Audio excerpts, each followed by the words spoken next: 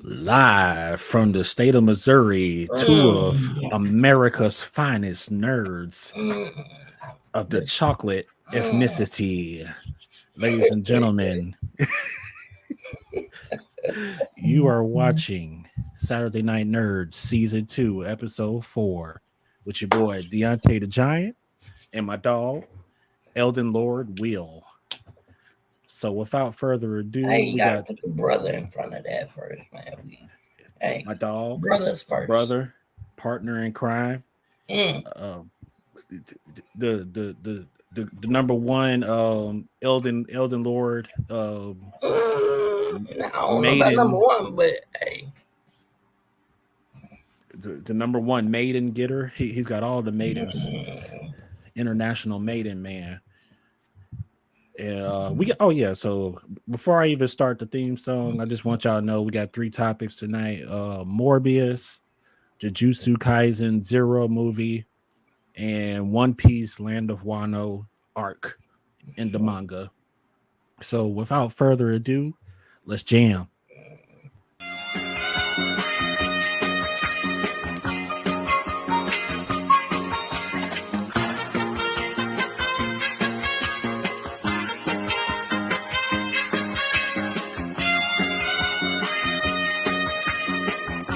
Is the best thing what? Exactly.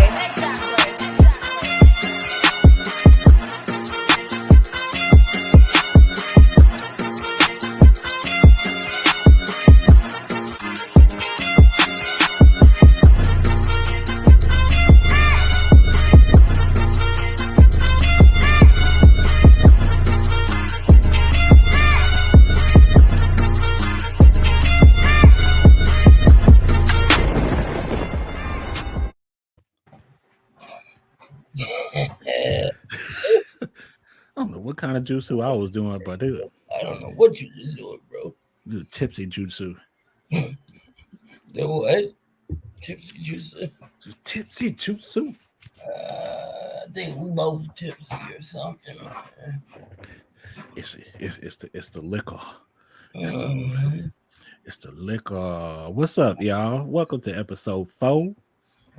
And we got some hot topics tonight, and very controversial movie is coming up first. Um, we did have a little story with Elden Lord Will real quick that we might have to get into before we jump into the first movie. And then we got full got review a with story? spoilers. Did you have a story? I don't know.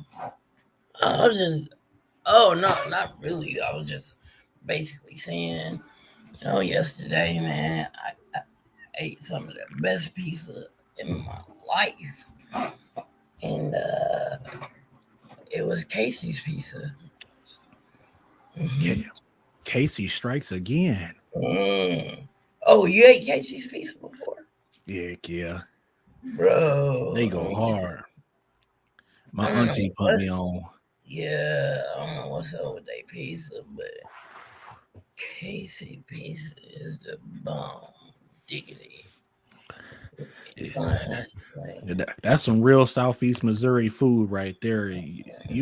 You ain't from here if you don't know about Casey's. You ain't mhm. from here. I'm telling you, Casey's Pizza, Emo's Pizza, like we got it going on, bro. Missouri ain't nothing to be played with barbecue and pizza. Don't play with us. We want all the smoke. Matter of fact, Missouri is so big on pizza right now that the whole world is Mhm. talking about using the infamous Provel cheese on all their pizzas. Oh yeah, provolone. A Provel, the St. Louis Yeah. Provel cheese. I'm like, what? Uh, That's gonna be on everybody pizza now? shoot, I didn't know. I sure didn't Dang. know. Dang. Yeah, me either. Ooh, it's, they talking about going for pizza right now. Yes, Lord. I'm doing pizza tomorrow. Oh Like, yeah, so it wasn't really a huge. It wasn't nothing huge. I was just saying, like, man, yeah, this pizza was fire. I'm doing Papa John's tomorrow. Oh, I'm like, man, something about Papa John's pizza, it just hits different. Like Pizza Hut, Domino's, yeah. Papa John's is like,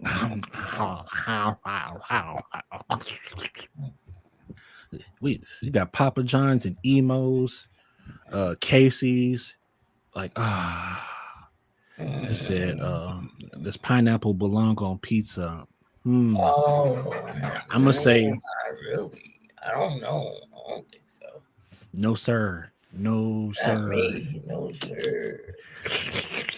I mean, to be honest, if somebody in here in the chat or like on the show eats like pineapples on a pizza, I don't know what to say. Like, yeah. Yeah. You feel me? Uh-huh. Yeah, he said, or look at this. Look at this. What? Did I hear Casey? Oh yeah. Real Southeast Missouri Oh, hey, shit. yeah. It may not even be exclusive to Southeast Missouri. That's probably like a Heartland gas station. Like you can find those in Southern Illinois, maybe Tennessee, maybe Kentucky if you're lucky. But you get Casey's pizza, you know what we talking about. You know. Oh, I'll get me a pepperoni and be set for life. Oh, dude. Oh yeah, original pepperoni.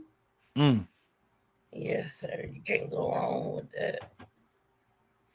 Not go wrong with the original pepperoni. So they got Casey's in Iowa. Wait, what? God dang. I guess Iowa is considered a part of the heartland. Ooh, they said this barbecue beef pizza. Oh, that sounds crazy. You know I'm a barbecue fanatic. Like, and Papa John's got a good barbecue pizza too, and Domino's does too, but you can't beat Papa John's.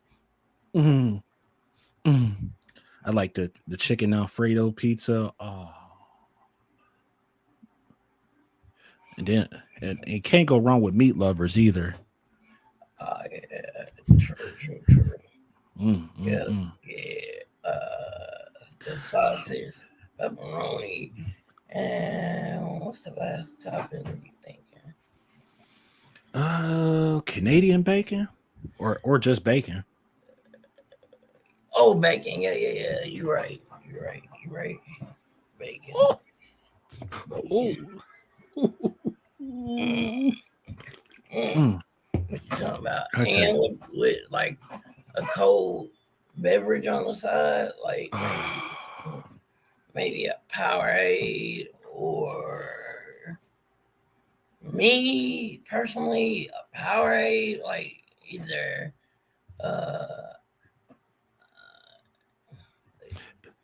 fruit punch, yeah. Ooh, fruit punch can always hit the spot. What was that? The best soda that we always drink. We gotta have that. Lord have mercy. Sure. You can never beat pizza. You just can't beat it. Yeah. Like, but anyways. But yeah. he said Hawaiian punch is crack. Yeah, that is definitely crack. Let's see. Right. All right, so we're gonna do the first movie review for Morbius, and you guys in the Facebook group missed this, y'all can catch us on YouTube or Twitch, and the stream will be over there as well. So, what are your thoughts on Morbius? To me, okay.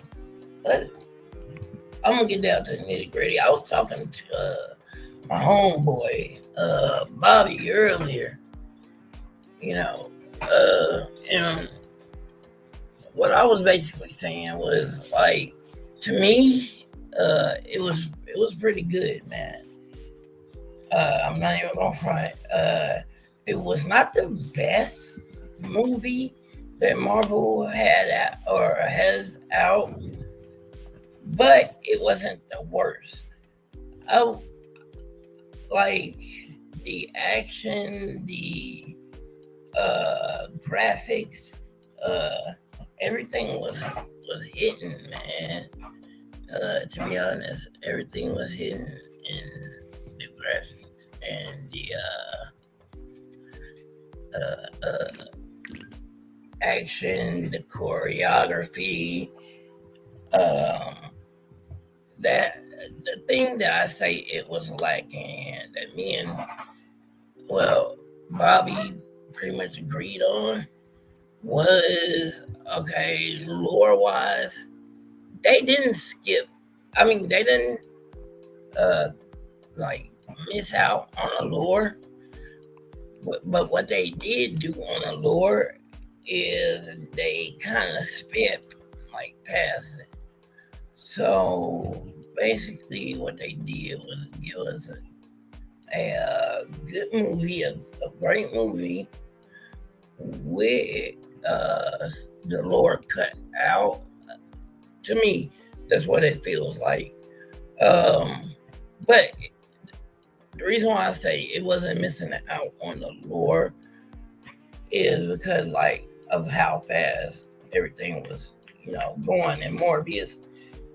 So that I would say would be the only thing that was missing, in my opinion. If they had expounded and went into details about Morbius, where he came from, his condition, the vampiric bats, and all of that.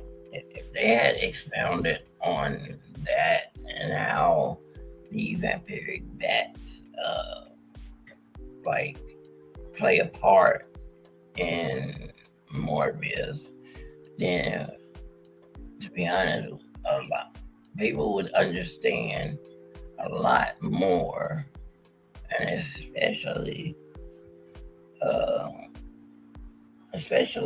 when it comes to like the his abilities, where he come from, and all of that. If they expounded a little bit more on all of that, and where vampires come in general, people would understand his abilities more, and then they would also understand about him. Yeah, I definitely would have loved to learn more about Michael Morbius as a person, and then Morbius post transformation. That would have made a game changing movie for sure. Cause there's a whole lot of hatred for this movie, and I don't get it. Exactly. I don't get it. I know a lot of nerds out there. They have this thing about where a movie or a TV show can only be one of two things, either trash or really, really good. And it's just like, nah, there's been times where we've watched a movie or a TV show and it's just been meh. Like, it's good, but I ain't crazy about it. That's how I felt about Morbius. Like, right. What's a good meh movie? The first Ant-Man was meh. I enjoyed it, but I wasn't crazy about it. I don't even think people really knew too much about, and that's what another thing about what I was talking about. People didn't really know much about Morbius and his abilities, as well as they didn't really know much about Ant-Man, right? Right. So that's where I was coming from. And that's a Sony project too, so they did all right. Yeah, they did all right trying to bring Morbius to life.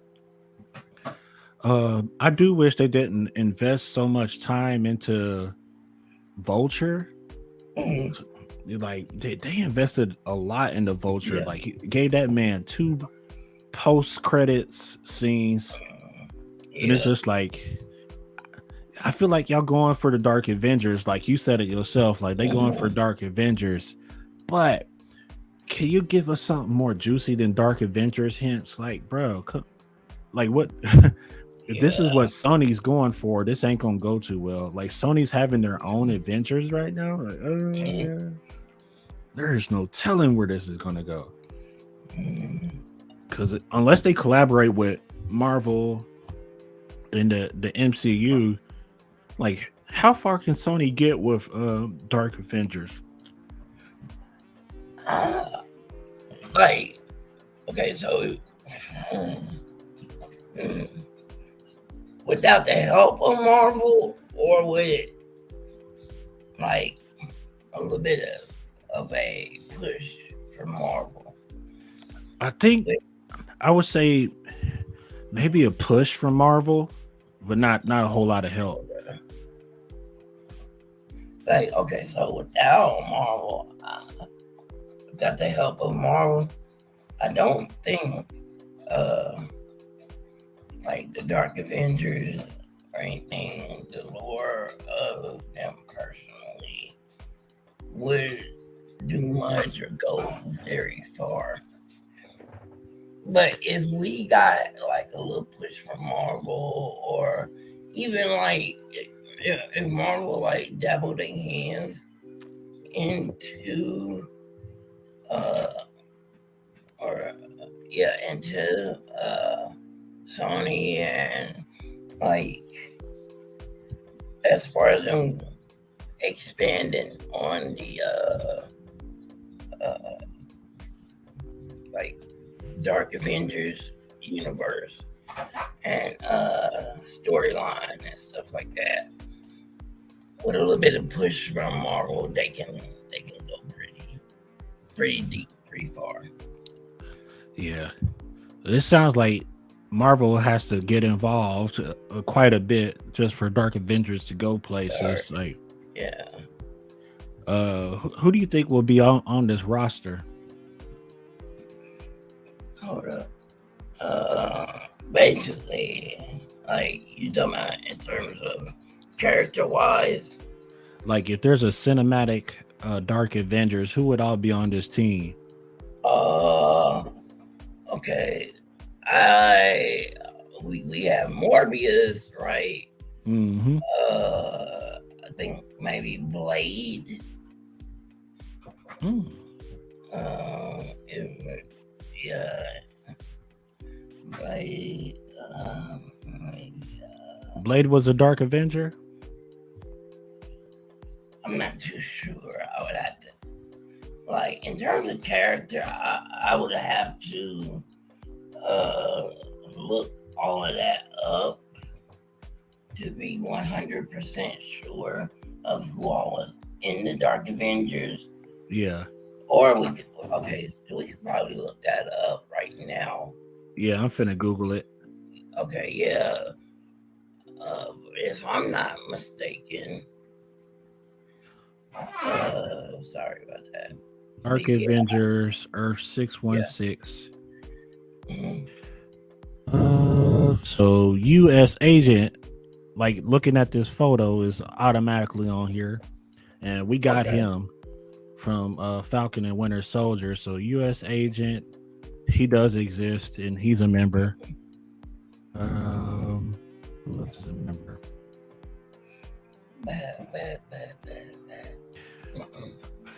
Well, we can confirm that freaking what's his name is going to be on there, Green Goblin, because we spotted him on the set of Moon Knight in the post I posted this morning.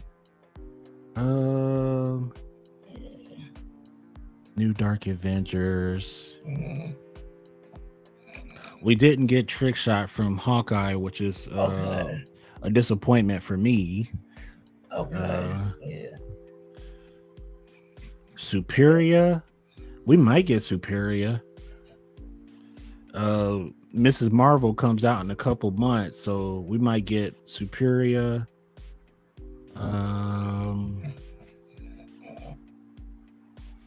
Why they don't have a roster? They don't, or they do. I'm on a bad wiki page apparently. Okay, hold on. Let me look. Let me help you out. Let me see what Wikipedia says. Members.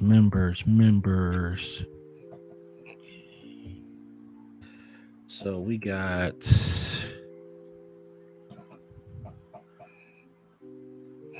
Superior, maybe Venom. Venom's Definitely. so Eddie Brock could be a part of that roster. Definitely. So we got two Miss Marvel characters, either Superior or Moonstone, depending on who shows up in a TV show. Scarlet Witch, but it's Toxie Doxie instead.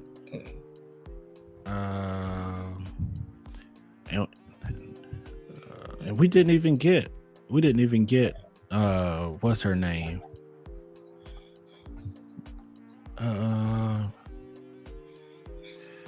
Screw that. So we didn't get Trick Shot. So most of the members of the Dark Avengers ain't even in the MCU yet. So we only got like what? 1, 2, about 3 that we 3, 4, and 5 because of Vulture and Morbius. So we got 5. We got 5 members right now. Yeah, let me see if I can maybe find a bit more out about the Dark Avengers. Let's see, Morbius, Vulture, Green Goblin, U.S. Agent, and then whoever the villain is for Miss Marvel. Yeah. So that sounds about right. But Morbius and Vulture ain't even on the list. Yeah.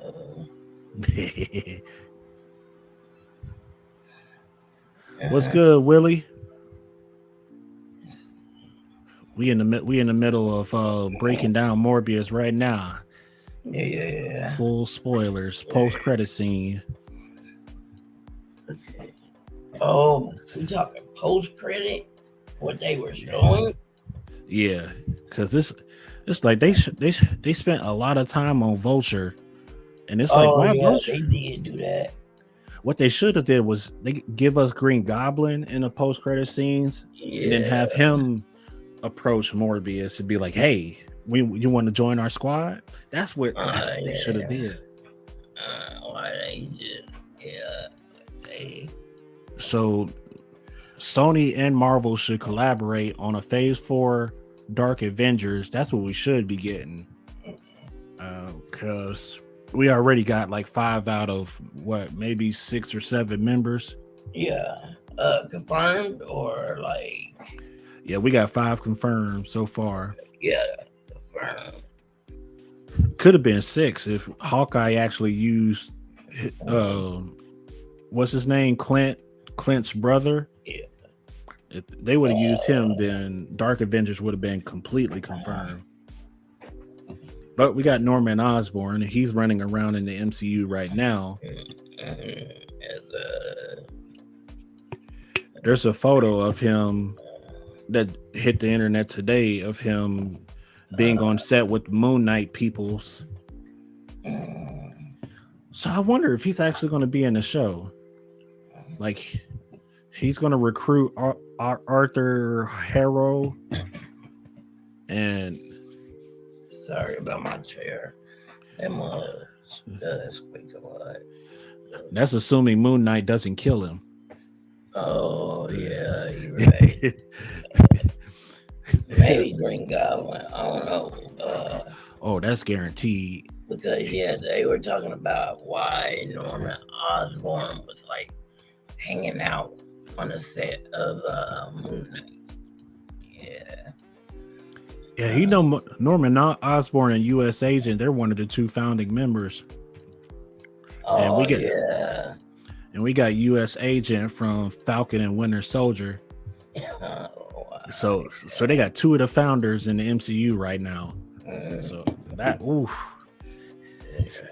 you was right when you had your theory about the Dark Avengers. We got two founders, and then all of them together total is 5 members deep.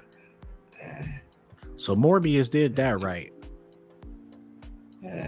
Despite the fact that Morbius and Vulture ain't members at all, comic book. Oh yeah. Yeah.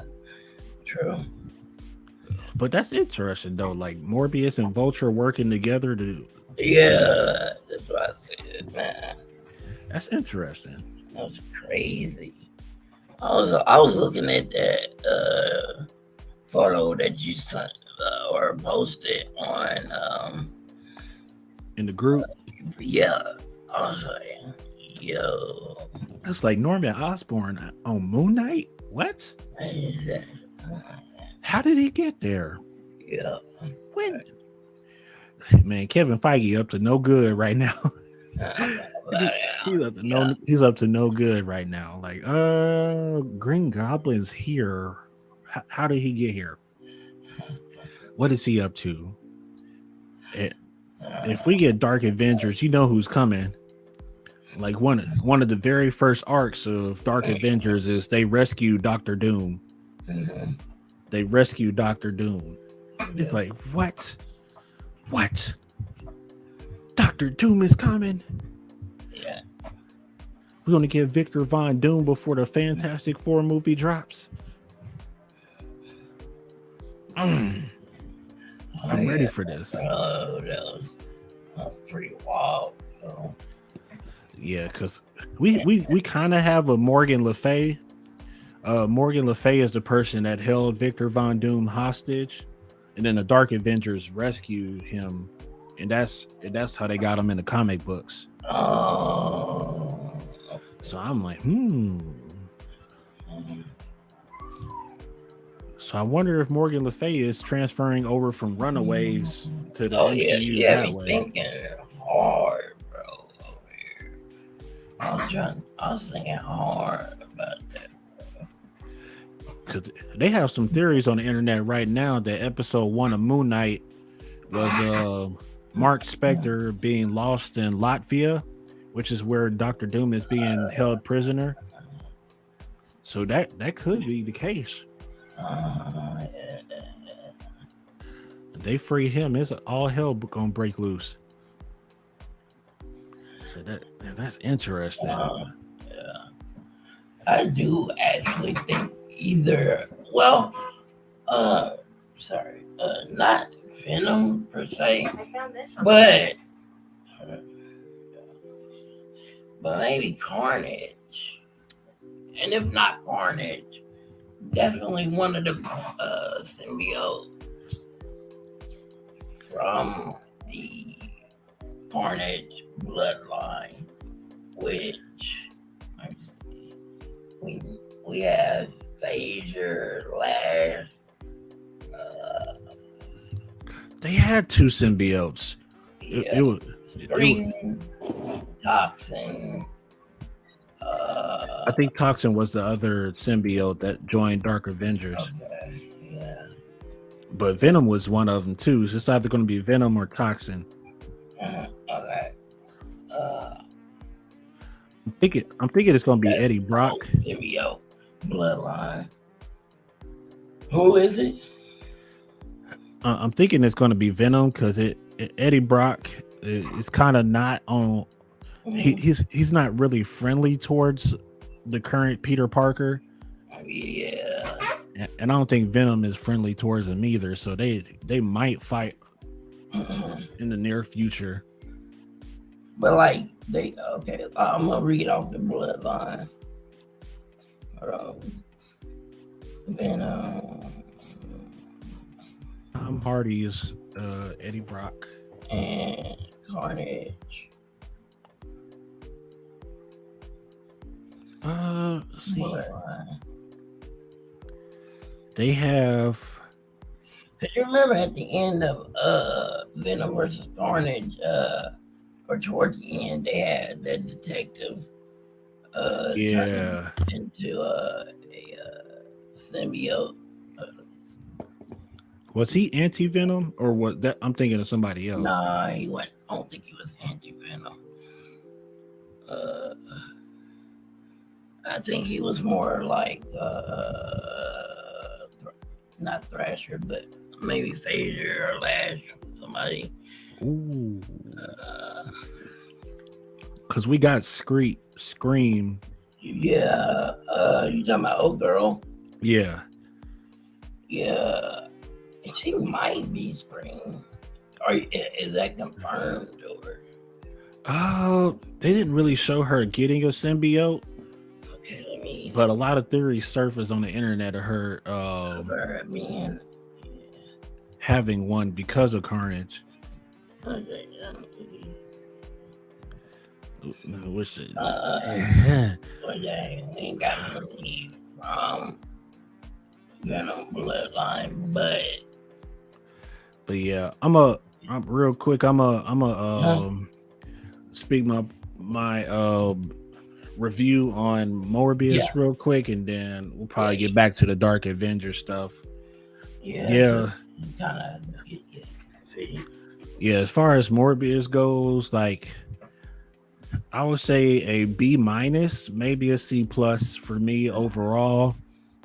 Like there's a lot of tearing it apart all across the internet, and it's really just like a meh movie. And it's one of those movies I could not go back and see twice unless somebody, like, if I had a good reason to go to see it twice, I'd go, but I wouldn't spend bread to see it again. Like, if I compare it to Eternals,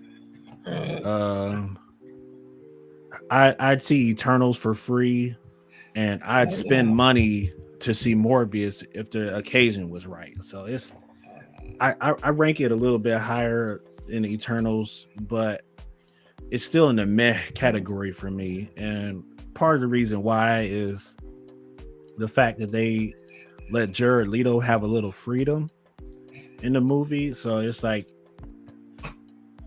if I know a lot of people hate his guts because of his personal history and all that, but I was like, yo, give him a chance. Let him do his thing as an actor, because he as Dr. Michael Morbius, he made himself at home. And I don't know much about his world either as Morbius. Like, they made his best friend the villain of the series. So once his best friend took the serum to become like a vampire, let's see, casting messed up the movie. Casting could have messed it up, because Jared Leto being the main dude what kind of made a lot of people's eyebrows raise a little bit. But everybody else was kind of smooth. Like, everybody else was, like, his best friend, the main villain of the series, I don't even remember his name, but you remember the movie His House on Netflix? He's the British guy that sold the house to that African couple, and it's like, I was like, that's a very familiar face. He's a decent actor too. He could play a bad guy if he wanted to. Yeah. And he did. He definitely showed up and showed out. The bad guy. Who are you talking about? Morbius? The Morbius' villain. Like, you were like, he was so ugly. Oh, that dude. I was like, shoot, he might have gotten beat with a stick or two. They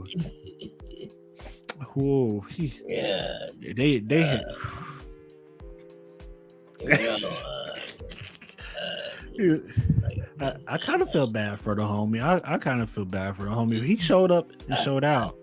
Me and you predicted it too. It was like, I don't know who the villain is, but then after a couple of scenes with him, I was like, him. It's gonna be him. This dude wants the serum so bad, and he wants to live forever, and he took it. And of course he did. He took He it. did, and he was a good one. He was good. Yeah, I'm he, not he gonna kind lie. of he put Morbius back against the wall. Like he was killing Right. people that they both cared about, and it was just like, damn. Mhm. To me, I say he was a pretty good villain. Yeah, like Like, I'm ready for some uh, canon villains though. I'm ready. right.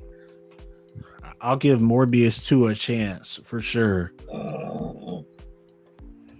I, Mhm.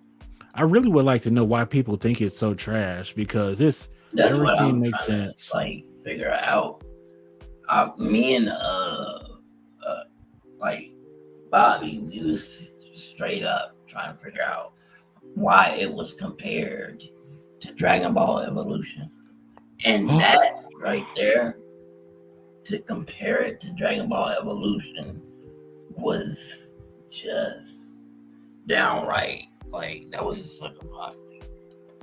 That was disrespectful. That was, man. That was downright How the disrespectful. heck y'all gonna compare it to Dragon Ball Evolution? It was nothing compared to Dragon Ball Evolution or Dragon Ball period. Total disrespect. Exactly. Like Morbius ain't even close to worst Marvel movie ever. Like exactly. the early 2000s, late 90s Marvel movies, those have some nasty reputations, and Morbius does not come close to that. It does not. No. I hate to say it, but it does not. Morbius was enjoyable. The fight scenes was great. They had a really cool way of bringing vampires into the big screen. I respect it. I hate vampires and I think terrible things about them, but I like that. I really like that. My biggest complaint about the movie is more blood. Like it's a vampire movie. I'm squeamish. I get crazy. I get a little at the sight of blood, but it's a vampire movie. That's what I was talking about. That right there is what set it aside, like from all the other like Marvel movies. It was actually rated R, to be honest. To me, like in my opinion, my honest opinion, that made it rated R. Cause you can hear blood spraying, but you can't see it. It's like, bro, just show it. Just show it. I mean, if Deadpool can stick like a electrocution wire up Juggernaut's ass, and there's no excuse for Morbius to not be rated R, because he, like, Marvel can go there. They can take it there. It's a vampire movie. Why keep it PG-13? Like they took it there. They should have went balls to the wall with it. Right. I'm like, that's aside from all the other villains or villain movies, villain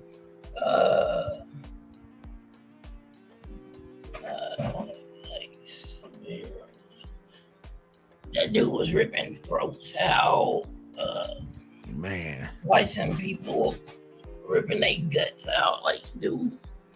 And they just wouldn't show it. Yeah, they showed the results. It was done. Mm-hmm. Yeah, the results. There's so many opportunities to make it a great half horror, half superhero film, and they kind of dropped the ball on that. Which is why I give it a C+ in the first place, because it could have been up there. Because me personally, you remember the Blade trilogy and how much blood you saw in those movies? Oh my god!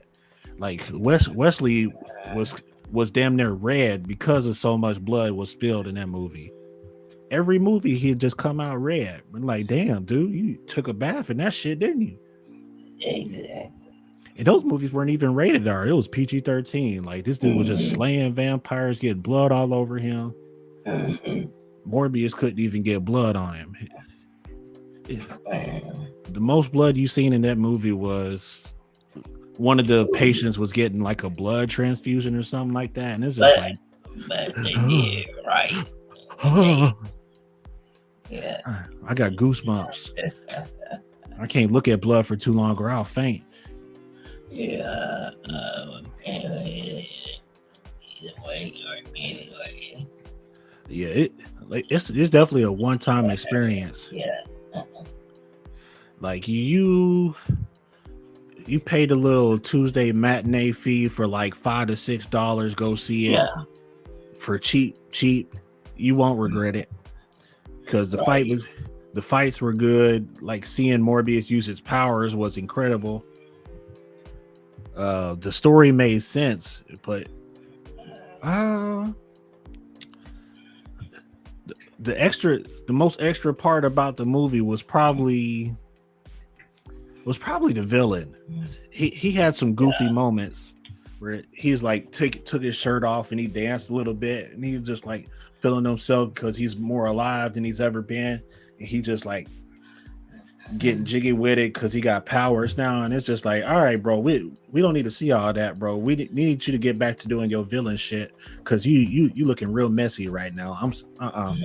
Bro, I need Jared Leto to kill you right now because this is messy. Yeah. But I give my props to Daniel Espinosa for what he did. Like, he's the director of Morbius, and this is his biggest movie project ever. Very first big movie project, and he did what he came to do. A lot of people tear it apart because they had these extreme expectations for Marvel movies, and it's like, bro, if you survive both Venoms, you'll be all right. Exactly. You'll be all right, bro. Just watch Morbius. You'll be straight. I'm not telling you to watch it again. just watch it once, and you straight. Like that's something. Like, get it over with. Check it off the book, and then wait for the sequel, which should be a whole lot better. I'd say it's worth that first, like, fee. Like, I would personally, if it was a wait till it came out, but if I wouldn't fault anybody if they wanted to go see it on big screen, I wouldn't be mad at anybody. Yeah. It's oh man, look, Kenpachi. Yeah, what up, Kenpachi? We appreciate you for the link for JJK because that's gonna be our next topic. Yeah. Shoot, that's all I got for Morbius. C plus and B minus on a good day. But go see it once and don't go see it again if you feel that way. Just don't tear it apart. It's not that awful. I will admit that it's like one step above Eternals, but it's not astronomically like good and not astronomically bad. So get your money's worth and then leave the movie alone. Wait for the sequel to drop. Yeah.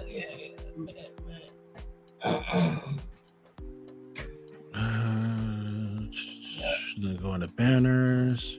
You got any final thoughts on Morbius, or you good? You good?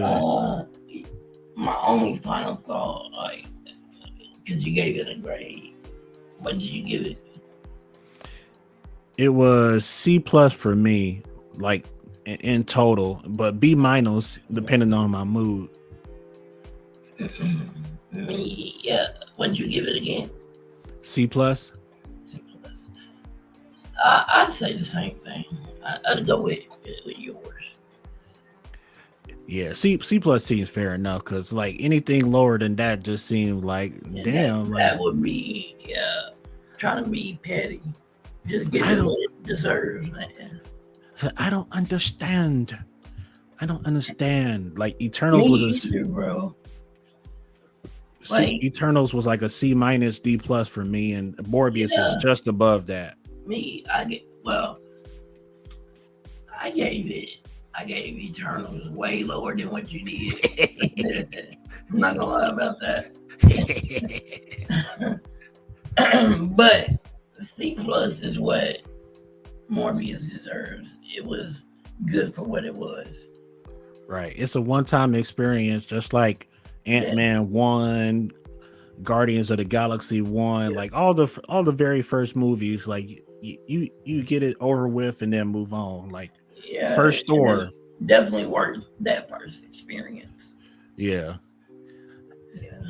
And then like the first Thor, maybe the first Iron Man too was they were all meh movies, but we all enjoyed it and we did our one thing and didn't have to watch it again. And that's what Morbius is to us. It's not nearly as trash as the internet makes it out to be. It's just like one and done. Exactly. People were exaggerating when they gave it anything lower than a C plus. Right. I want to see this energy for Ben Affleck's Daredevil. Where was this energy at? like, what are y'all doing? Like, where was any of that energy when it came to the ones that actually deserve lower? Right, like Elektra and freaking. Yeah. Whoo, Lord, Elektra was rough. While you going to the next subject, I'll be right back. I gotta go pee. Yes, sir. So that is it for Morbius. And topic number 2, Jujutsu Kaisen movie 0. And oh man, I went to see this with Kenpachi, and for those of y'all who don't know, that's one of our newest moderators for the group. Shout out to him.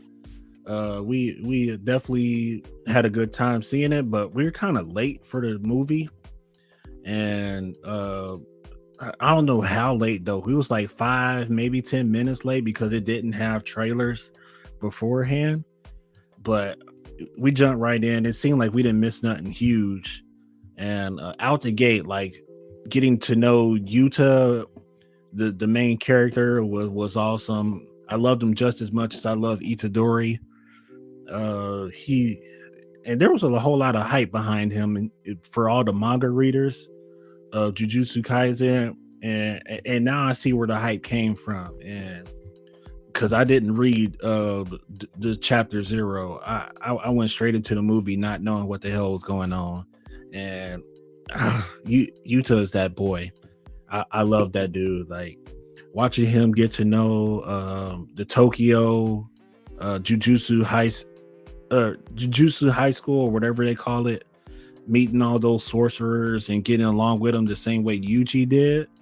I was like, okay, yeah, Yuta's a cool dude. I would give that movie at least a B plus or A minus for me. I've seen some nasty reviews about it, but these are like unique individuals when they say what they say about this movie. It's like B plus is the lowest I'll go for Jujutsu Kaisen movie. And part of the reason why is because of the fight scenes, the progression, like getting to know Geto a little bit. And I ain't gonna lie, this kind of spoiled it a little bit, like knowing what his abilities are, but maybe Will could elaborate and tell us what more. So I'm talking about like Geto a little bit, like finally seeing him in action. And how nasty this dude is. Like at full strength, he could probably dance with Gojo for a little bit. And I knew how serious this dude was as a threat. Like he showed up to the high school's campus like on out of the mouth of a giant bird, a cursed bird. And then next thing you know, he's standing in the middle of a group of kids, like super speed. Right. And he could easily just murk them cats. Blitz them. He would have taken all their heads off, and Gojo hadn't showed up. It would have went sideways. Okay. makes you wonder if Gojo would have been fast enough to save him. It's like, would Gojo saved at least one person, or how nasty would that fight would have breaking out? Because Gato's ability to like just summon curses at will and have them under his control, that's a nasty ability. And he could have offed our main character just like that. But what rank Jujutsu sorcerer was he again? Like a special grade. He was a special grade. And he's one of the like 3 or 4 in the whole verse. Wow. To be honest. Geto. Sheesh. Like yeah, but I'm gonna make this quick about Geto. Like, dude had a whole cult behind him and everything following him. Things are different now in the Itadori Yuji universe of Jujutsu Kaisen, but in the movie though, like this, like if he keeps the same abilities and carry them over into Yuji's world, he's probably gonna be a handful. I can't imagine, because he made short work of a lot of people on that campus. He showed up. He was looking for Yuta so he can kill Yuta and take his special grade curse from him. Maki, my baby, she did her absolute best to try to stop it. She almost lost her life. This dude took on he took on a dude with the vocal powers that could actually speak curses, and then he took on a panda too. Low diff, all of them low diff. What did you expect? Did you expect anything more or anything less from a guy who was in the same class as Satoru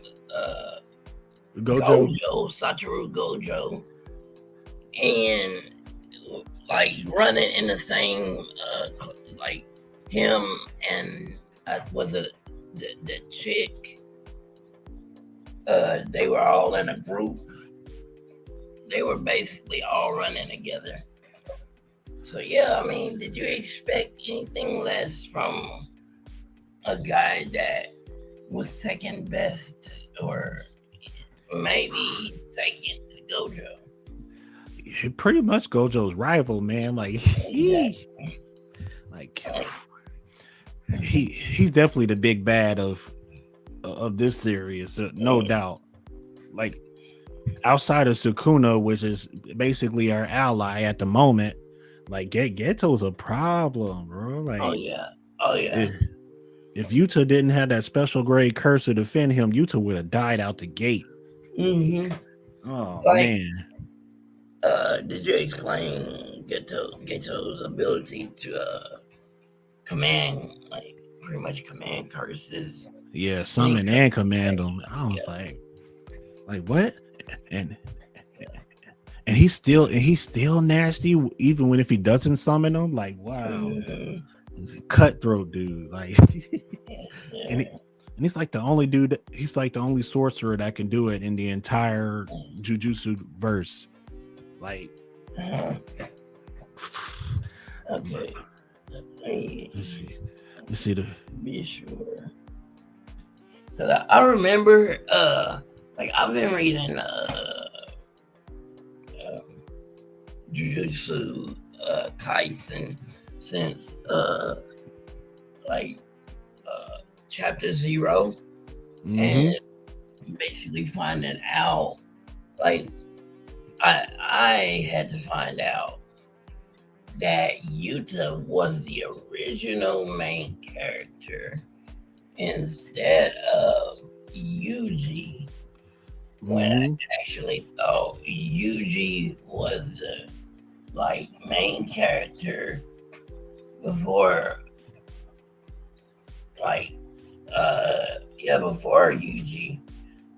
before Yuji got his ability from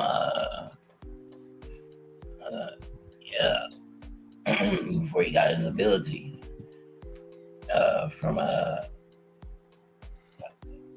he got it from Rika. Sukuna. Yeah, Yuji. Oh, Yuji. Yeah, he got it from Yeah, yeah.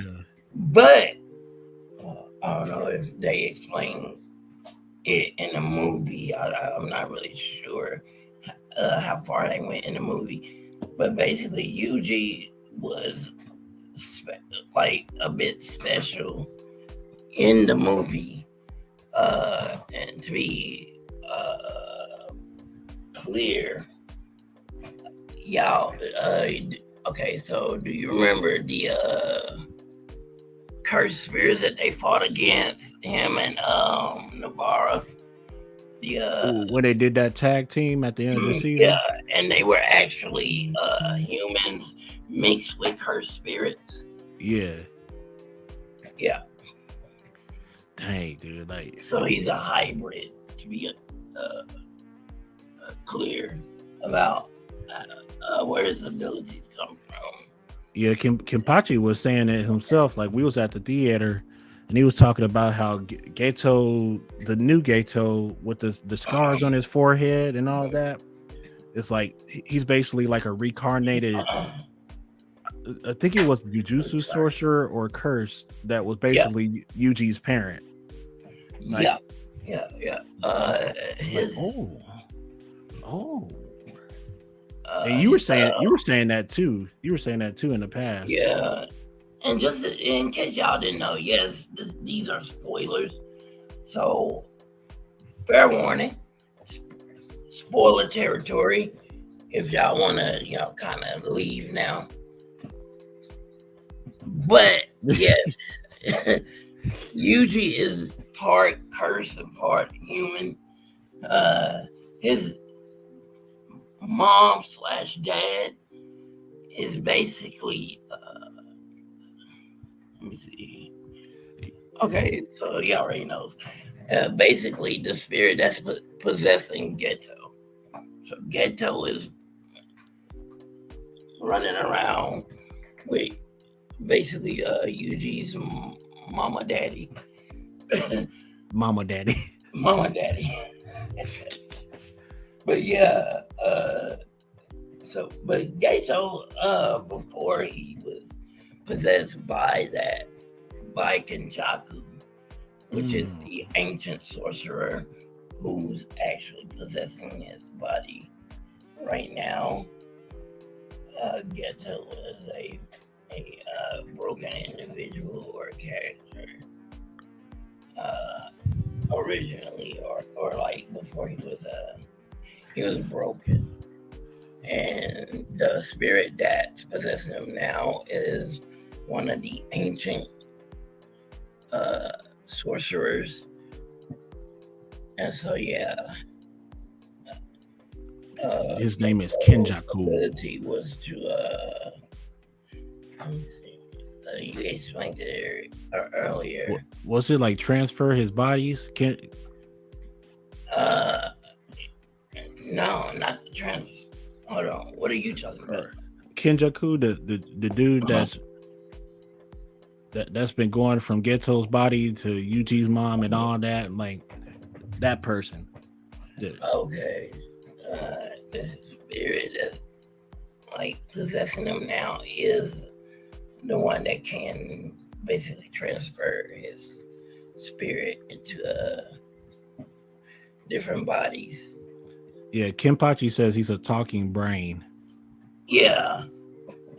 It's like, dang. He looks like, that's what he looks like. I'm gonna have to read the manga up to that chapter. What's up, EJ? Shout out to EJ. What is good, Eric? What is good, bro? Yeah, I gotta. How y'all been, man? How y'all doing tonight? Eric.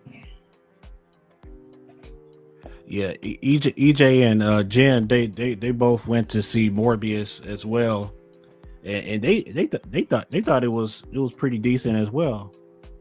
I saw the review on Facebook, but we had to go live for the show, so I couldn't read the whole spiel on it just yet. Yeah. But yeah, just a small recap for EJ. Me and Will both gave it a C plus. Yeah. Overall, I'll give it a B minus on a good day, but C plus for Morbius. It was a good one time experience, but you don't have to go back and see it if you don't want to and spend bread. Just wait till it's free and then binge it all you want. But back to Jujutsu Kaisen though. Yeah, I definitely give that like a B plus A minus because it's got its flaws, but oh man, it action packed movie. Oh man, Kenpachi said it's always free for pirates like me. Arr. That's right. You find that One Piece. Yeah. And I'm sorry, man. I'm so tired right now. I'm gonna be straight honest with you guys, man. Day. Been up for about 2 nights in a row and helping people out on Elden Ring. Also dealing with my sickle cell. And just back and forth to the doctors, getting my treatment and everything. Really kind of tired me out.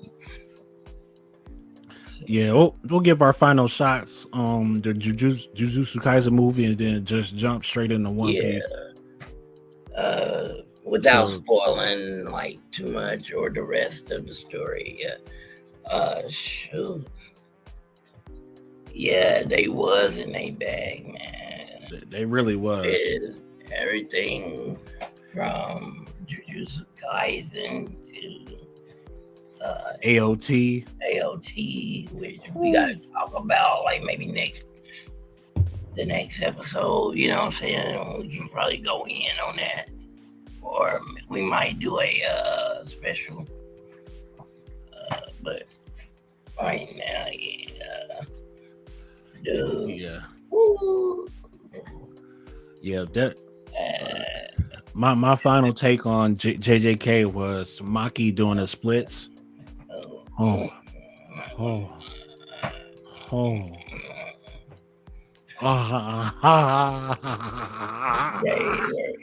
Yeah. Z. In a bag. What you say? I will fight Geto with my bare hands just because he hurt my baby. Oh, you gonna get murked. I'm not gonna lie. Gonna lie. Geto would murk the living out of you. I wouldn't last 5 seconds with him. He would look at me. Right, I'll be straight honest. He'll have his finger in my forehead within the first couple seconds of me talking shit. Like, right. What you say? They do it. Hey, I didn't mean to talk shit, sir. I was upset. Oh yeah. You injured my girlfriend. I had no choice but to be a man and step up to you. Can you at least owe me a little respect for that? Damn. You ain't gotta kill me like that, you brutal bastard. Before they even get to the what is it called? You talking about JJK? Mm-hmm. Where they was the school was basically being invaded. They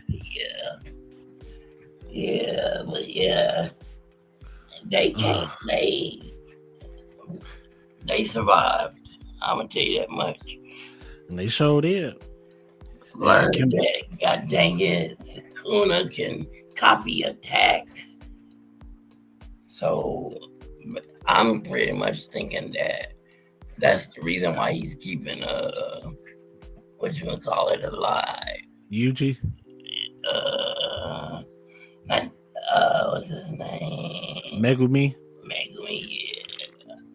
He's probably keeping Megumi alive. Probably. There's so much history between the three of those characters. It's crazy. Yuji got his history. Megumi got his. Nobara probably has her own arc coming too. Like, dang. Kenpachi said Maki has her arc too, and it's like, what? They all have an arc? Yeah. What the? Tutta bene, buongiorno. I don't know what you're saying, man. Oh. Let me stop. This is some extra ass Master Roshi shit that I'm on. I gotta chill out. Yep, that's all I got. JJK in a bag, and the movie was great. I think the manga is better, to be honest. If y'all read the manga, you guys probably would grade the manga pretty much. A+ for the manga. A+. Yeah, oh, season 1 of JJK is a TV series. One of my favorite new school shows of all time. So if y'all ain't hip to that, y'all need to get on it. All right, man. Sleeping. Yeah. You think JJK and AOT is fire? Just wait till you see JJK. You got Demon Slayer, Fire Force, AOT. Oh man, this whole generation go hard in the paint. Like you gotta be very careful how you talk about these new anime. They don't play games.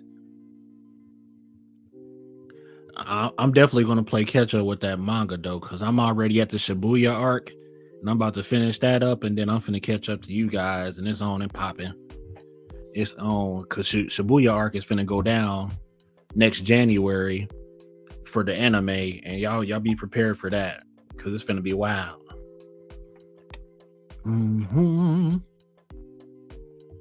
Anyway, before we get into it a little bit too long, we'll get into the final subject, and that is One Piece Land of Wano arc, straight from the manga. So for those who don't want this to be spoiled, thank y'all for seeing the first two topics. Y'all more than welcome to bounce. But if y'all want to see a little shit show of predictions and theories, stick around. Because it's on and popping right now. On and popping right now.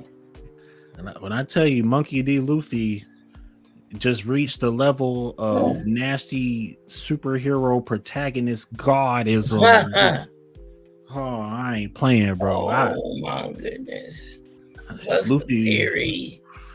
The theory.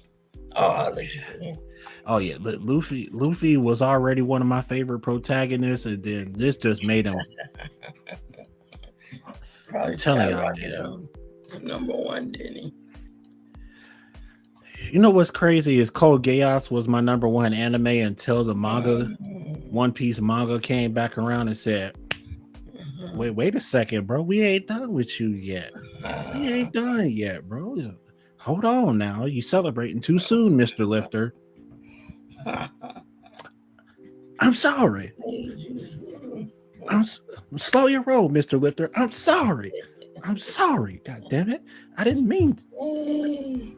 Bro. I take back everything I said. Good God.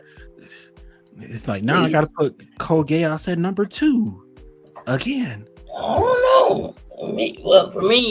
For you, maybe. For me, Code Geass would always be numero uno. But that's how I feel too. But like, man, Ichiro Oda has his way of coming around and smacking niggas. He what you say about One Piece? I got something for your ass. I don't play about my money, partner. Dang, big worm. I'm sorry, bro. This is why you don't get high off your own supply. Because I tell you right now, we are at the final couple of chapters of Luffy versus Kaido, one of the 4 emperors of the sea. top 4 pirates in the whole series right now. Luffy's getting ready to wipe the fucking floor with him, bro. Oh my god. Luffy introduced his Devil Fruit Awakening with for bruh. And to think, like, during this arc, we found out that this dude's Gummo Gummo no Mi was not his Devil Fruit's name and power at all. It was just a pinch of it, a pinch of his power. Yeah. Like his rubber abilities from like chapter 1, episode 1 of the anime. He can stretch, punch the crap out of people from a long range. This dude's got Floyd Mayweather reach on steroids. Like, dang, dude, your long ass arms. Chill out, Luffy. Don't hit me, bro. Yeah. And this dude's been a god this whole time. He ate a devil fruit that makes him a god. And this isn't the first time. Like, if you know who Sengoku is, the original fleet admiral for the Marines, he ate the Hito no Mi, which is the human fruit model Buddha. So this nigga is also a god. He can transform into Buddha anytime he wants. And that's one of the first instances where we've seen a devil fruit god, Zoan type, and Luffy is sun god Nika, which nobody know who the fuck that is. Who the fuck is sun god Nika? Who is that Nika? Who is he?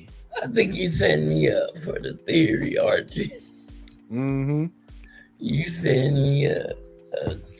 Yeah. The fact that everybody's crowning him the title of Joy Boy, and it's been a long history of trying to figure out who and what Joy Boy is. Yeah. And now it's official that it's a title for a hero that's supposed to come along with the will of the original Joy Boy and free the world from oppression, basically. And it's like, I don't know if this fits in along the lines of like Destiny and Chosen One type crap, but I can get behind this. Like, this was kind of cool way of panning out Luffy's future, because Luffy's always going to be Luffy. Like, the Devil Fruit doesn't change his personality at all, as you can see in the past 2 or 3 chapters. But Luffy's power doesn't have a full explanation for it yet. But as you read, this man is wilding out. This dude's a freaking cartoon right now, and he's turning his opponents into cartoons, and he's so hard to kill. What? This is God mode Luffy? Breaking fourth wall and all that? Oh, yeah. Not only did they set us up for the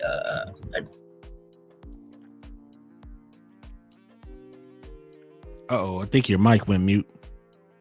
Yeah, it's got the scratch on the scratch on. Sorry. I said not only did they set us up for the name of his devil fruit, they set us up for his abilities. They set us up for the explanation of his abilities, and they set us up pretty much for like everything that comes after the name of the ability. But they pretty much have to where they could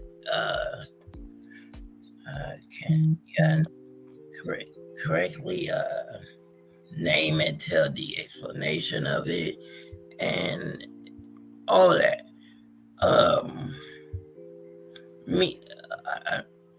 I don't know if you got do you want to do your theory first, and then or I can pretty much go ahead on my theory. You go ahead. You go ahead.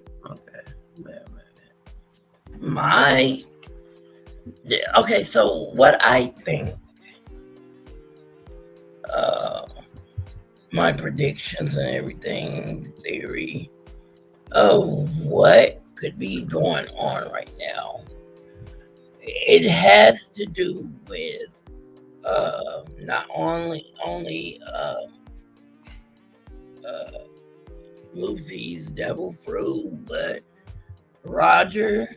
It has to do with the voice entry. It has to do. It ties into Joy Boy and the One Piece. It pretty much explains everything into one with a nice little bow on top.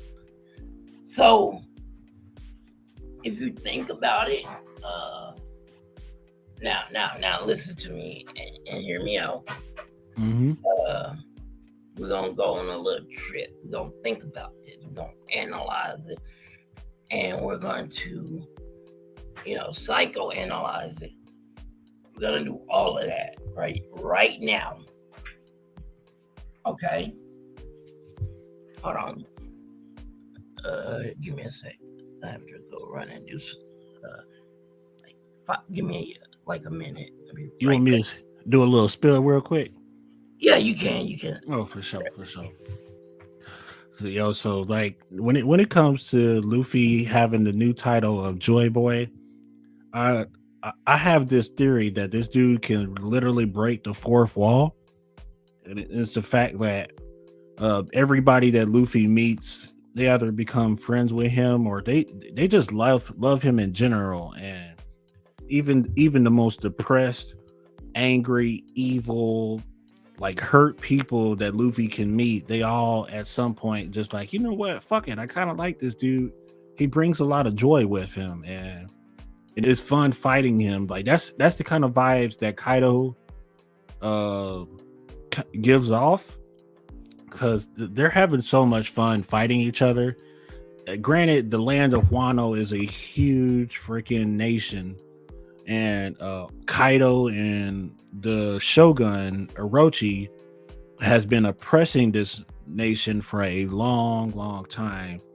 And Luffy and the Straw Hats and their little alliance, they showed up, and within a matter of weeks, they're getting ready to liberate the fuck out of this country, and that's also like it. So it shows you like the seriousness in the gravity of the situation. Like, yo, if we lose to Kaido, we're all gonna die pretty much, or we're gonna be slaves for the rest of our life.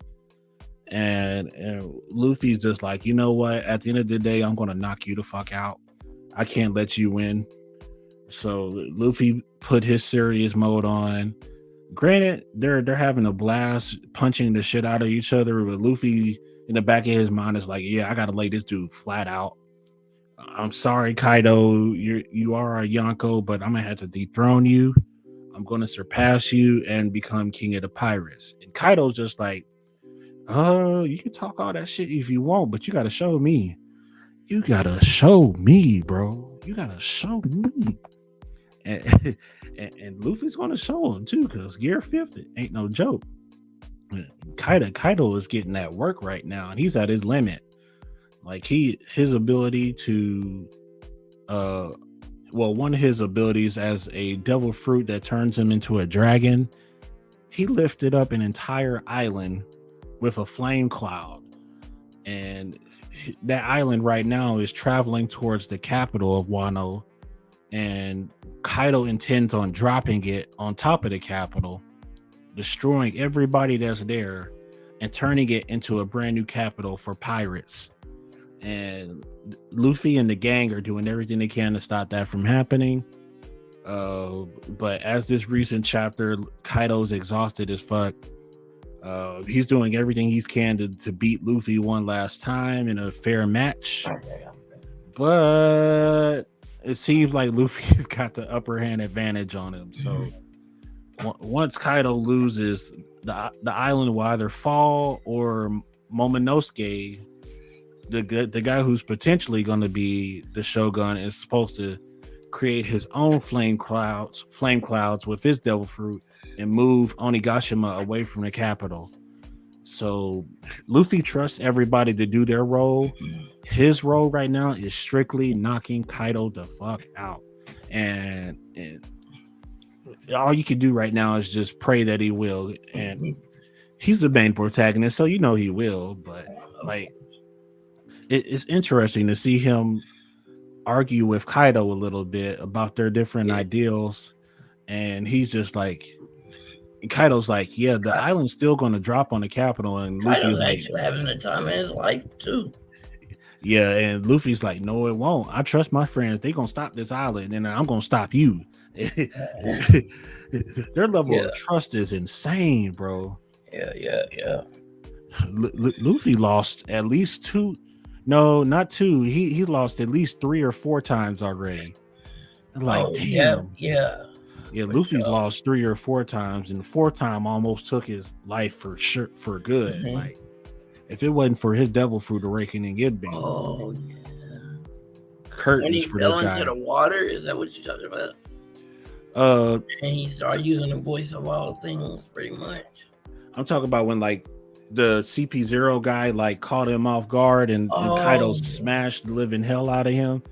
That was like the 3rd or 4th time that he lost, and it was like, damn. But Luffy came back though. It's almost like he didn't die at all. He just figured out how to use his devil fruit. Yeah. And Kaido's happy about it too. He was just like, what? You're not dead? We can fight again? Yeah, definitely happy. Say less, bro. I'm gonna knock you the fuck out. Luffy's like, bring knock it. Your muffle cap back, bro. Yeah, he lost to Kaido once. The first time when he showed up to Wano and Luffy just pulled up on this nigga with Gear 4th. Kaido was like, sit your ass down. And then Luffy lost again right when they showed up. Like all the supernovas showed up. Kaido knocked him out temporarily, but he was able to get back on his feet to save Zoro. And then the 3rd time, Luffy got his ass thrown off Onigashima into the ocean. And number 4 was when CP0 cheated and Kaido damn near took his life from him. So you could say 3 or 4. You could say 3 or 4 for sure. It's like, damn, man. He surpassed Crocodile in beating Luffy. Yeah. But 4 was more than enough. It was definitely more than enough. Like if Luffy loses again, we're all gonna freak out. Oh, I'm definitely gonna freak out. Oh my god, I'm gonna freak out. Luffy's in Gear 5th right now, and Kaido knocks him out again. We are all going to fight Oda. Like, come here, Oda. I just want to talk. Oh, definitely. I just want to talk. We basically had. Yeah, we basically said we were gonna do the same thing. We had the same thing in mind. Like, Oda ain't gonna run from us for too long. That's crazy, man. We up here talking to Oda like we're writing the manga. Even the YouTubers are just like, I know. Just in Oda we trust, man. In Oda we trust. Yeah, because technically we don't really count it as 3 or 4 losses, but that's kind of what Oda was going for. And he kind of has this narrator help him out a little bit by saying like, oh yeah, Luffy lost again, and the narrator himself says that. So that's where I got all of those notions from, and that's cool because like Crocodile shouldn't be the only villain in One Piece that knocked Luffy out several times in a row. Kaido's a Yonko, so it should happen.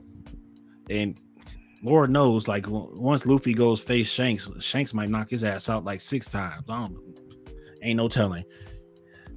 But Luffy's a god now, so I don't know. Shanks will probably knock him out once, and then Luffy will be like, "I got a solution for your ass." And it's like, "Oh, what for Shanks? Luffy? Luffy? Yes. Oh man, I would not. Ooh, Put some respect on Luffy's name. Exactly. Put some respect on that man's name. Luffy spent his whole career not being able to compete with other anime protagonists, but now he's up there. Now, oh yeah, definitely now. Mm-hmm. He's definitely ready now. But, Gear 5 Luffy ain't nothing to sleep on, bro.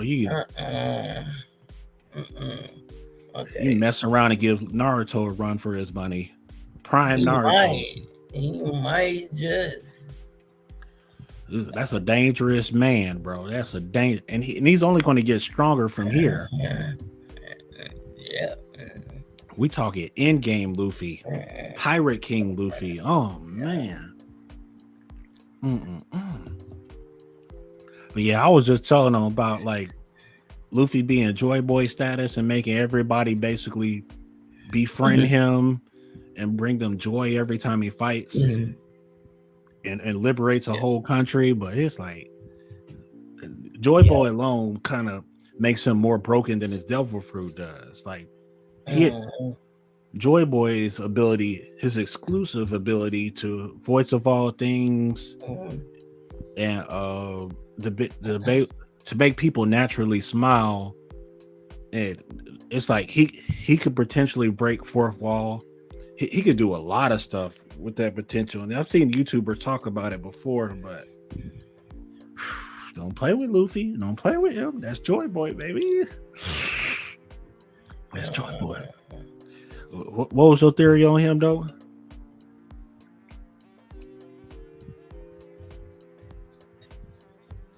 Hold up. Okay. I thought I was getting my theory together. Okay, so basically we are talking about my theory, right? Mm-hmm. Okay. Let me see. Okay. I was just reading the person that said I can see counting that as 3 or 4 times. They say he definitely bit the dust about 3 or 4 times almost. But okay. So my theory, hear me out. And when I get done with this theory, y'all are gonna start thinking like, yo, dude, this is all facts. And like, this may just be the ending of One Piece and how it's gonna end and what the One Piece is. So I'm about to explain to you guys what the One Piece is, how One Piece is gonna end, and then all about Luffy, his devil fruit, and the purpose of his devil fruit. Okay. Now, think about it. The world government, okay. Let's think about Luffy at the beginning, first of all. Luffy, ever since he ate his devil fruit, right? Certain things have been happening to this man, right? And everything in his path is like everything. He met Zoro, he met Nami, he met Usopp, he met Sanji. All of this was pretty much almost like, it feels like it was a predestined story, right? Of course it did. Now, let's think about Roger. What was his dream? What was Roger's dream, right? Wasn't Roger's dream to find the One Piece and become king of the pirates? Am I correct or am I not correct? I think specifically Roger's dream was to conquer the Grand Line. Yeah, okay. And then One Piece was his from the get-go, so he kind of he named it One Piece, is what some people say. and then One Piece is now every pirate's dream, and because it's Roger's treasure. Like Roger found it, and he called dibs on it, and now everybody else is after it. So it look this and that. Like Roger, he conquered the Grand Line exactly how he wanted to do, but he found One Piece along the way. And then before he died, he said, "You know what? I left everything that I've ever found, this world has ever had to offer, in one place, in one piece. One place, one piece. If you want my treasure, find it." Yeah. So I'm just gonna cut to it.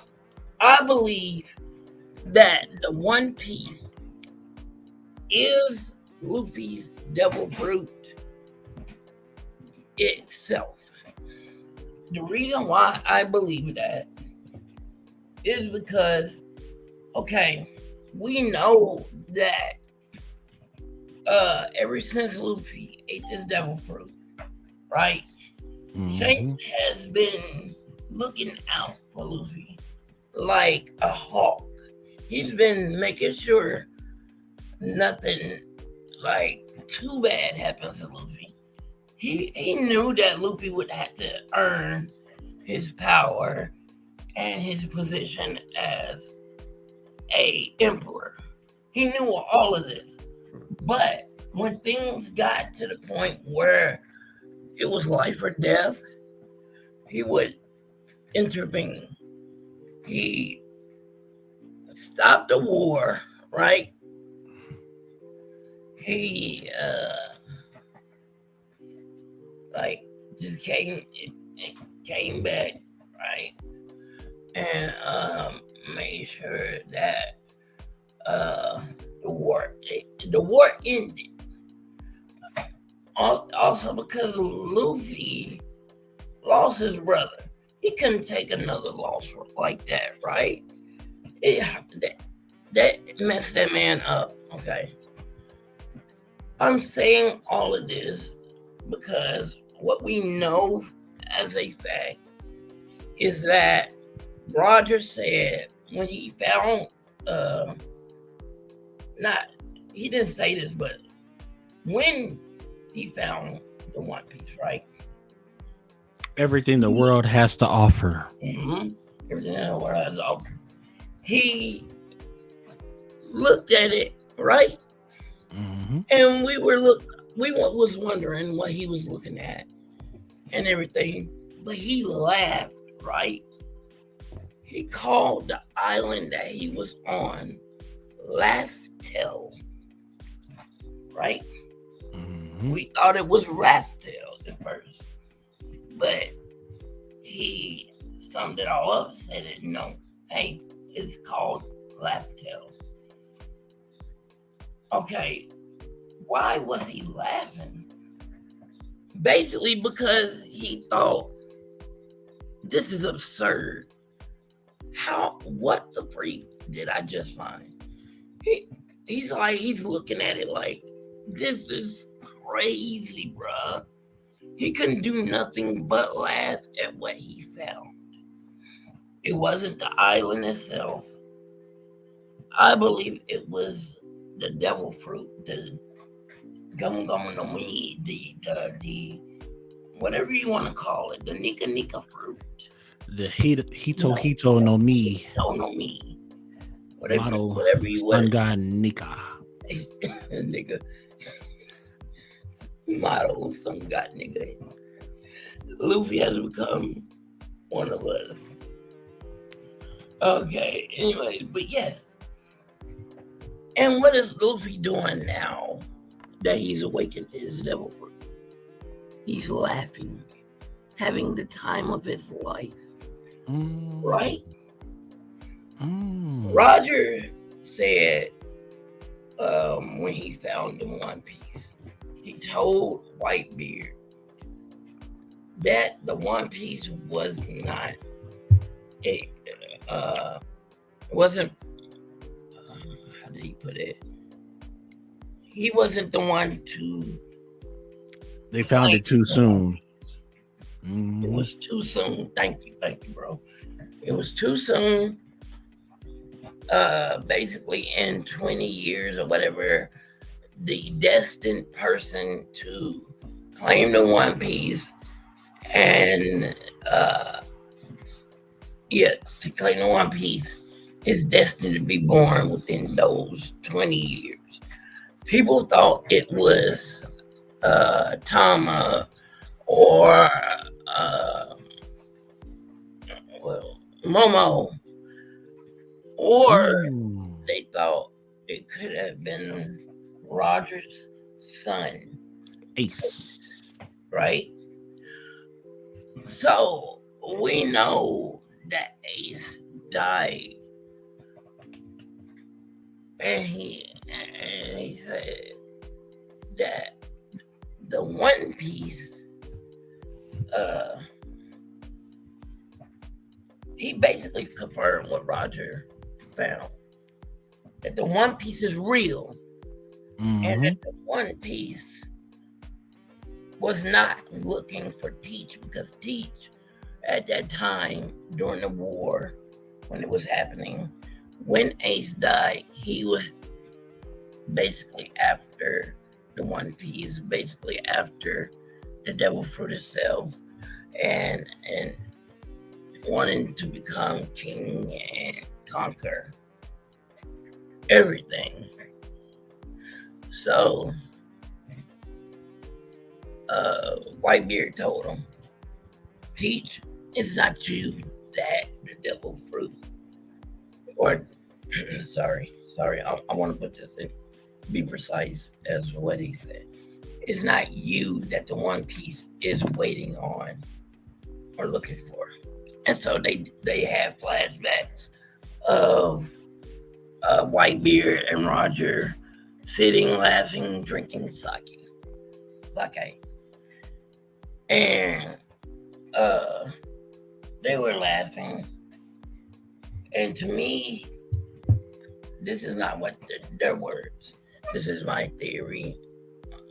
To me, they were laughing because because Roger told Whitebeard perhaps that what the One Piece was, and what the One Piece, what the Devil Fruit itself was actually looking for, who it was waiting on. And to be precise, it couldn't have been waiting on Ace. Ace was dead. Ace had died. So when Whitebeard seen that Ace died, at that moment, he realized, whoa, okay, so the Devil Fruit couldn't be waiting on Ace. Blackbeard's too corrupt to claim the One Piece.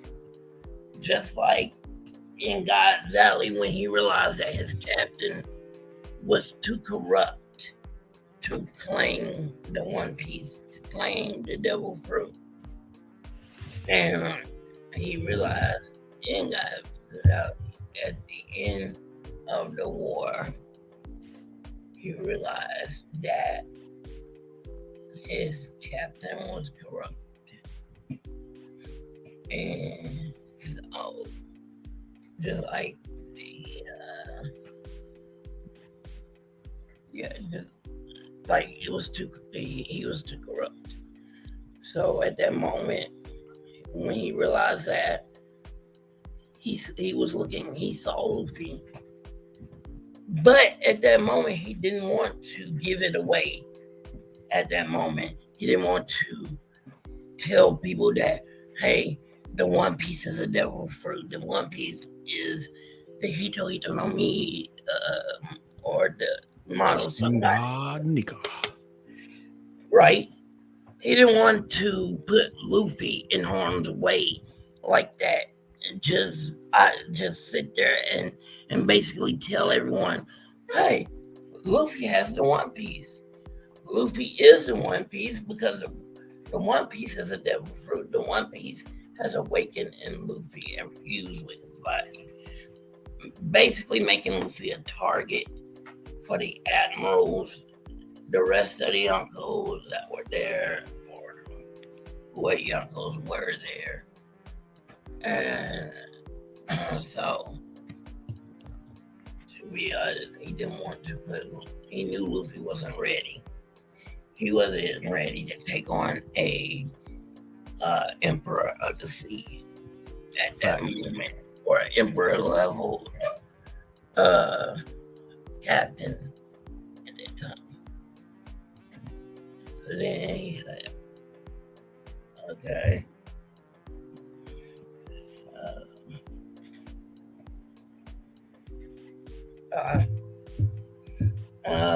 I'm trying to think where I'm going, or how to word this. But in other words, he just basically told the world, remember that Roger did find the One Piece, and it is real, is what he said. That's facts.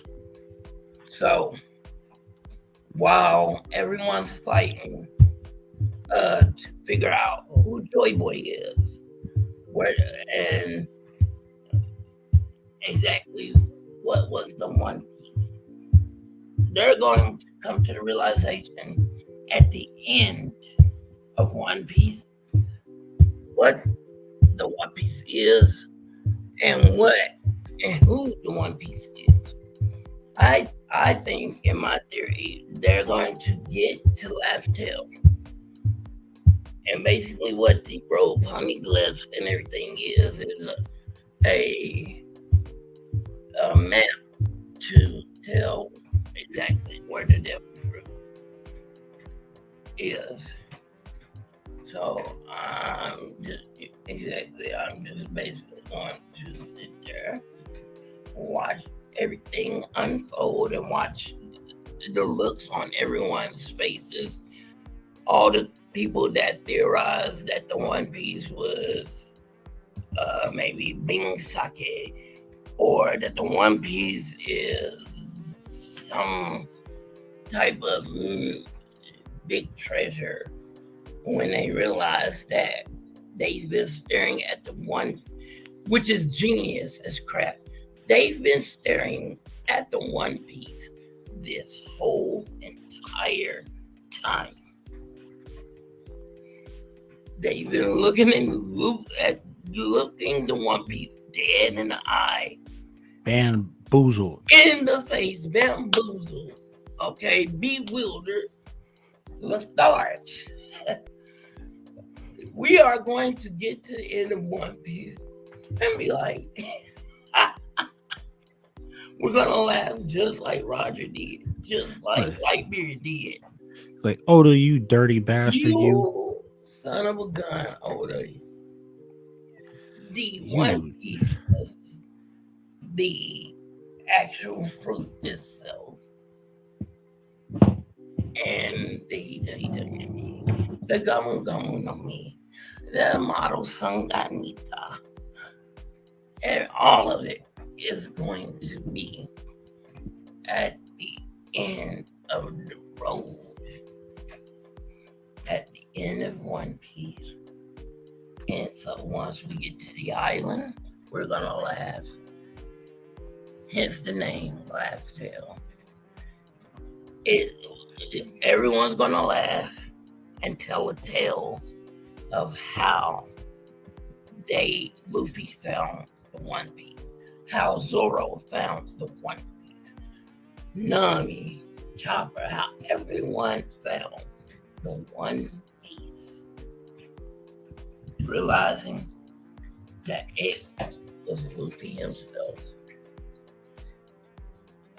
I could have went on and added more words. I could have went on and said, made this whole theory intricate and just moving this out into a very hard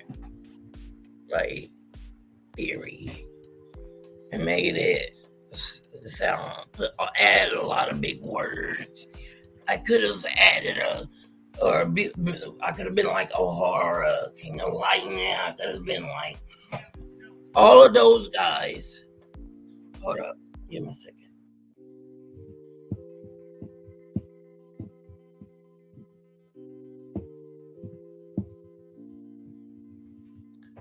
Yeah, but I'm digging the theory. I'm digging the theory so far. I do have mine, which is kind of like not really opposite, but it's definitely like a different direction as far as my end game theory goes for One Piece. Sorry, my fault. Oh, it's all good. Okay, you want me to wrap it? I'm gonna wrap it up in about 5 minutes with a nice bow. Then I'm gonna let you go ahead and kill it. So yeah, that was my theory. Sorry, people knocking at my door and I'm getting interrupted. That was my theory. Like I said, I could have been like all the other theorists. I could have been like Udaran and all of this, added a bunch of numbers, tied it to this ties to that. I really think that Oda is going to pull one over on us and be like, y'all were doing all of this, adding, subtracting, multiplications when it was really simple. It was so simple that he's gonna be like, this theory was so dumb that it was the smartest of them all. And it was so smart that it was the dumbest of them all. This theory is gonna be so silly, but it's gonna make tons of sense.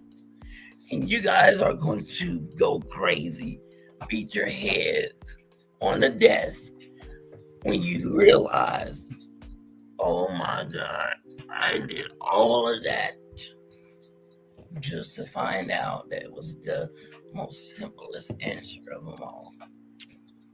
Wow. I thought I was making myself look smart when I actually made myself look dumb.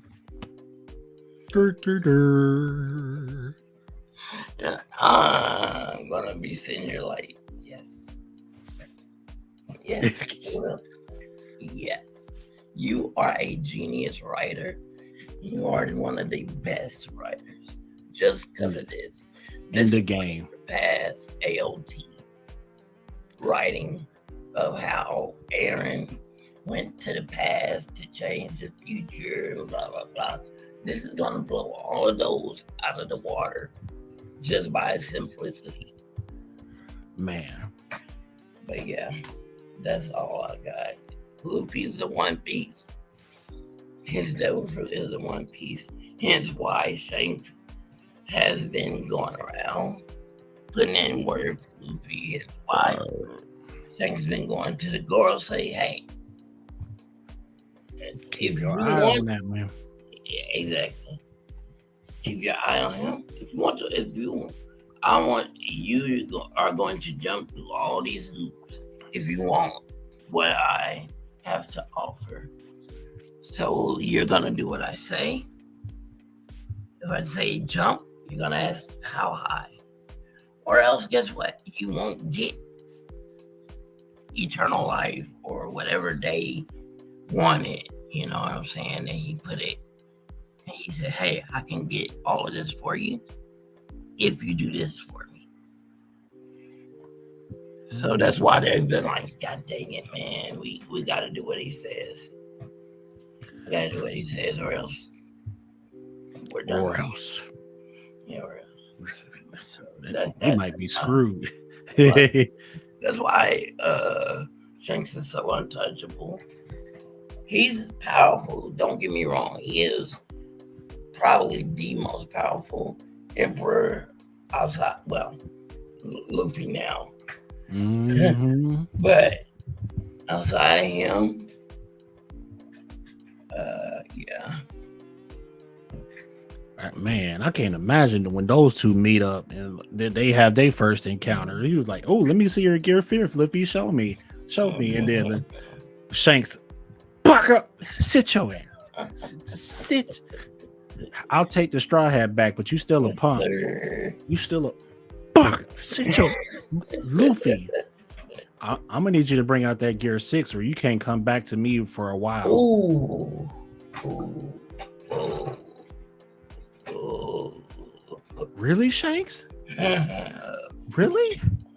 Did you just say that, bro? Yeah. You asking Luffy to give you Gear 6? I wouldn't do that, bro.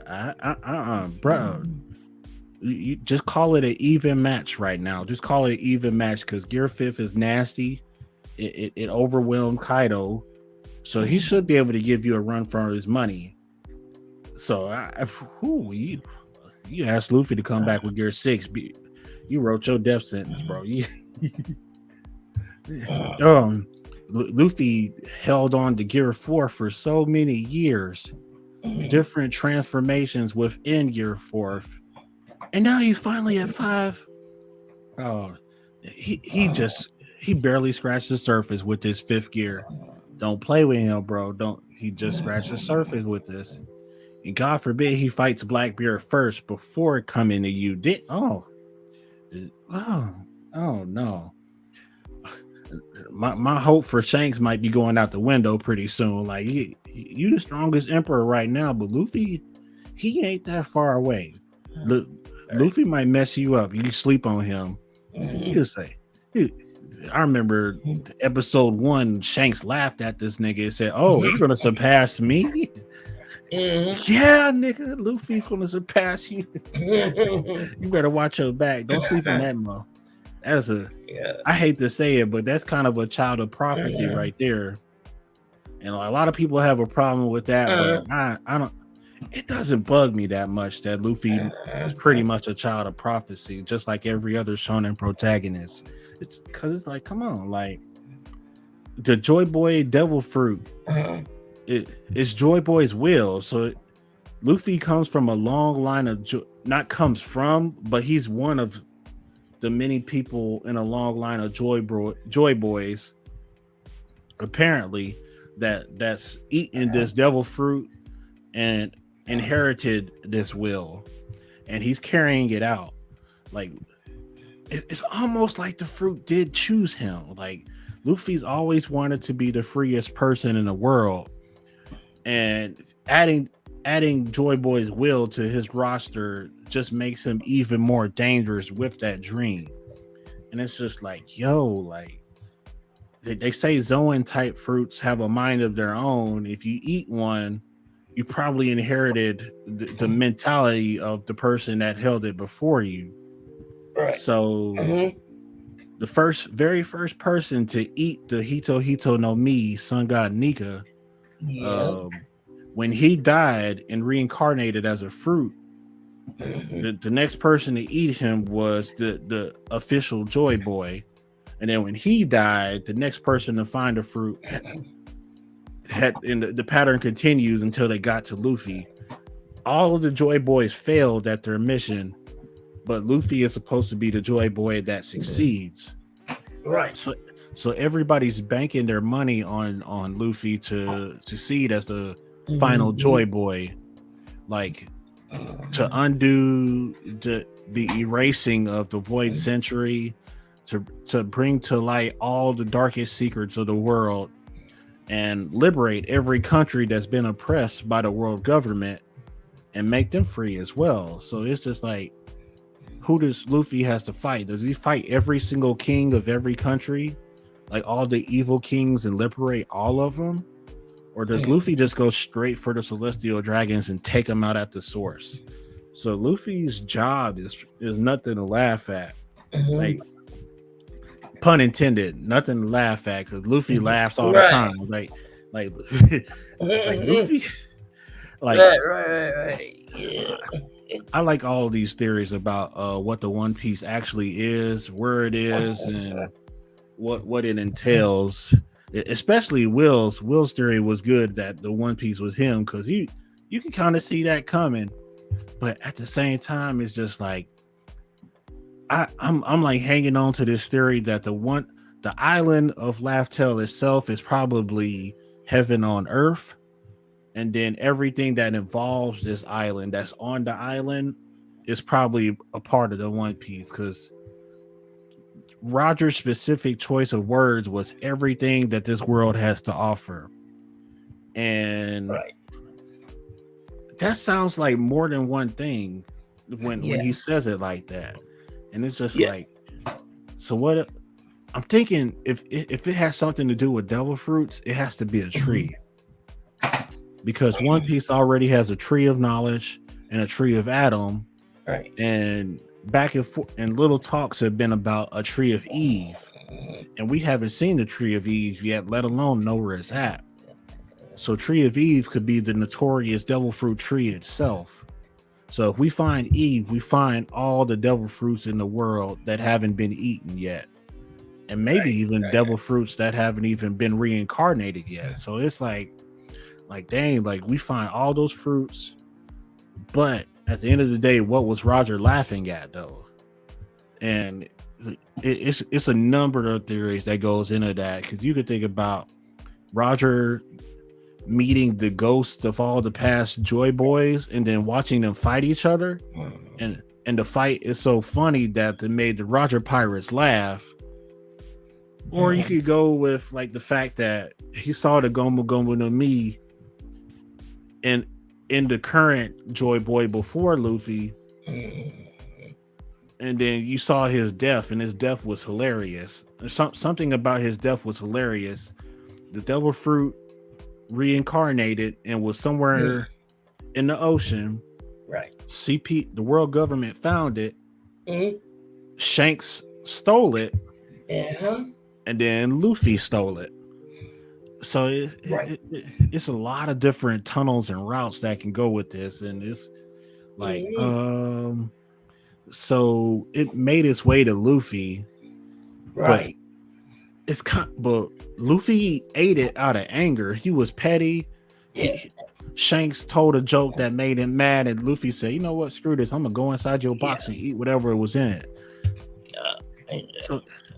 So it kind of bewilders me a little bit. Like Luffy got mad. He was petty. He was being petty, and he ate the One Piece on accident. So it's just like this nigga got mad at Shanks and ate the One Piece on accident. Right. So think about it. There's got to be a little bit more. Like, which I'm just gonna say this then. So basically, maybe it was destined to happen. Maybe the devil fruit made its way 800 years all the way to Roger, which he knew Roger could hear the voices of all things. So Roger hearing the voices of all things, it told Roger, hey, I'm looking for a specific person, a specific boy. Now, it could be your son 20 years in the future. It could be a girl from Wano named Tama, or a boy from Wano named Momo, or it could be a boy named Luffy of the Monkey D bloodline. So, if usually the D bloodline, the will of D, are usually the inheritors of said specific devil fruit, said specific One Piece. So, if Shanks ends up, which we know, you remember that battle that Roger had, right? Where he was surrounded by like all these ships, right? And he was attacked by Shiki, the Golden Lion. I think that might have been the Battle of God's Valley, but it was on sea at that moment. It took place at sea. So after he lost it there, he went upon land. He found it again. When he found it, he tried. He was telling him, okay, we're not gonna let this go. And he like, so basically, we're not gonna let this go anymore. He ended up losing it again at God's Valley. Rocks ended up getting it, maybe perhaps. Hence, him becoming the new Joy Boy, or maybe the fake Joy Boy. Kaido thought, hey, yeah, I can become Joy Boy too if Rocks did it. So Rocks ended up dying, losing it to Roger. And of course, Roger kept it. He passed the One Piece on to the next generation and passed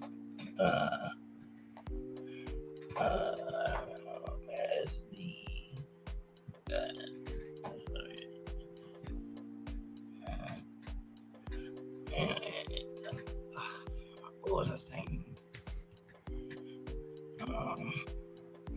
Okay, so yeah, he found what was it? Found the One Piece again, right? He found out he was sick.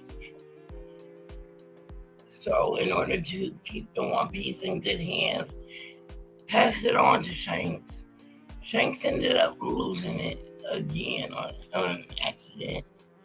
So Shanks went searching for it, or for the Hito no Mi, or the Tanganyika devil fruit. Ended up finding it again, which was in government hands. So basically, he had to get that back from the government, right? Okay. He was waiting pretty much for AIDS, I guess, to come of age or whatever. But what ended up happening, he went to this bar one day, got into it with Luffy. Luffy ended up getting mad at him, ended up eating the devil fruit. Just so happens to be of the Willoughby bloodline. So then Shanks saw that as maybe destiny, hence the D in their name. The D could stand for destiny. So Shanks saw that as, oh, that's destiny taking hold again. So in order to see how this plays out, I'm going to protect Luffy. And if it awakens within him, he is okay. He inherited Joy Boy's will. He becomes the One Piece. That's all I got. I don't have anything from that, but you can add, take away from that, or just come up with your a brand new theory. That's all I got. Yeah, I honestly think like the One Piece, like Oda's going to end up coming out on top in the end, because he, like, just when we think we got him figured out, he always got something else for that ass, and it's just like, oh yeah, I got Oda's theory figured out. No, Oda's like, oh yeah, nigga, Judy chop. And then he always, like, when we come up with theories for One Piece, we're usually about 75%, 80% correct each time, and sometimes it'll be even way lower than that. Like we're happy at most if we can bag 80%, but it's like Oda always has that one extra trick up his sleeves, and it's just like, right, guys like Brago, O'Hara, Sony, Tekking, all those guys, they have their theories. They're wrong too, and it's just like, dang, even Uderon, like, they all base their theories on wordplay, numbers, and all that crap. And like, Uderon's probably the most accurate out of all of us. Right. So But when did I come back? and I left for a little bit. What was you saying? I was talking about how Oda was basically making a fool out of all of us. Oh, And, okay, yeah. and there's been more than multiple occasions where Oda made Uderon himself like, yeah, nigga, you thought you do it all, but you got me fucked up. It's my story, bro. Like, it's the best theorist out of all of us still can't nail it. The best, so at most, like me and Will, we hope to be at least 80% correct. At least that's all we hoping for, because it's like, Right. I know there's a lot of hints and clues in there that make One Piece sound like it's actually treasure and it's not just anything astronomical. But one of my favorite theories so far is that Luffy is the One Piece, but Luffy wasn't there when Roger made it to Laugh Tale. So was it the Joy Boy before him that made Roger laugh? Who or what made Roger laugh? What did he see? That's the question. Like, that's the big picture question that we have to answer. And like with the evidence that we have now, it's not enough. But like theoretically, like I'm still sticking to the fact that Laugh Tale is heaven on earth. A lot of theories around that sound really good helped me come to that conclusion.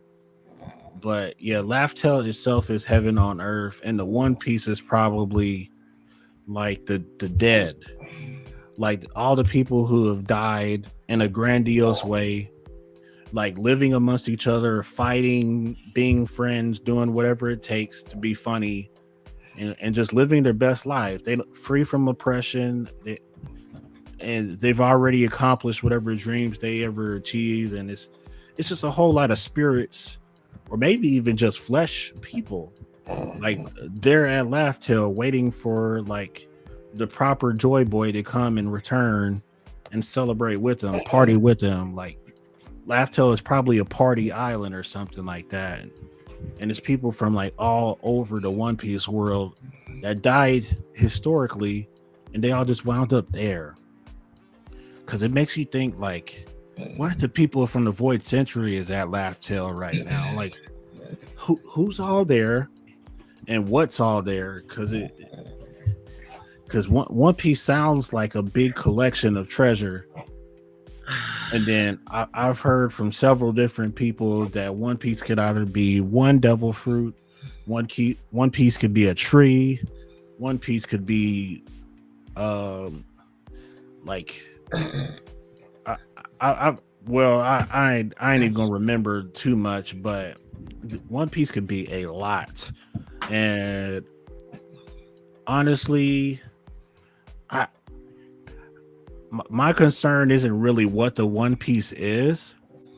It's more like who is there, who was meant to be there, and what is Luffy's role, and what is he supposed to do in order to arrive there on time like he's supposed to, and then whatever he does at Laugh Tale basically makes the world a better place, because it's bound to happen, because now that Luffy has the official title of Joy Boy, it's like, so what does that mean? Like, does Joy Boy mean that he has the power to literally make people smile, the free people's hearts, bring happiness and peace everywhere he goes? He can befriend anybody he wants.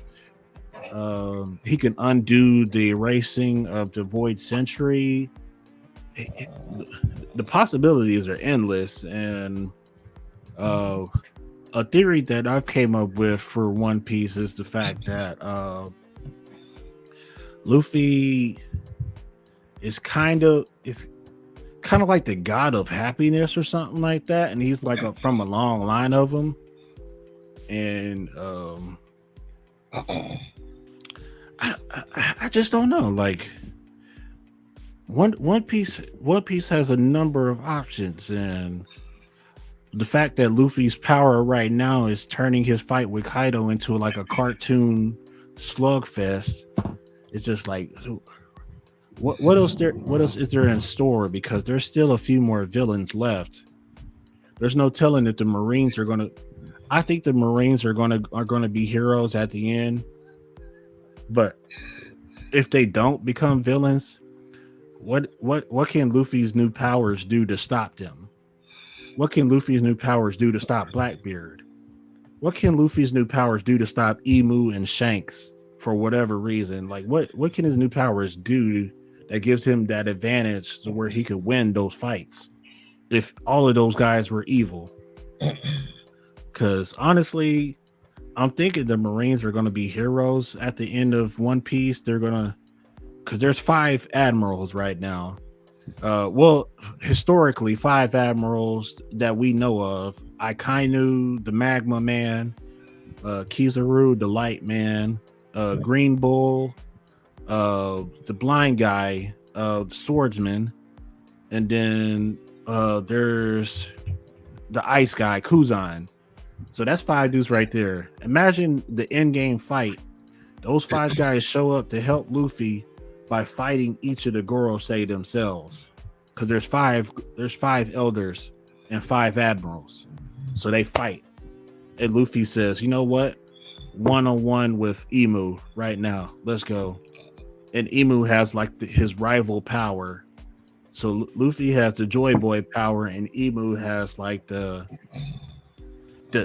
Mad Boy power or something, the Madman, something like that.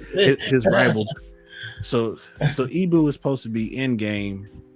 So what's going to happen there? Because I think Luffy is going to work side by side with the Marines, and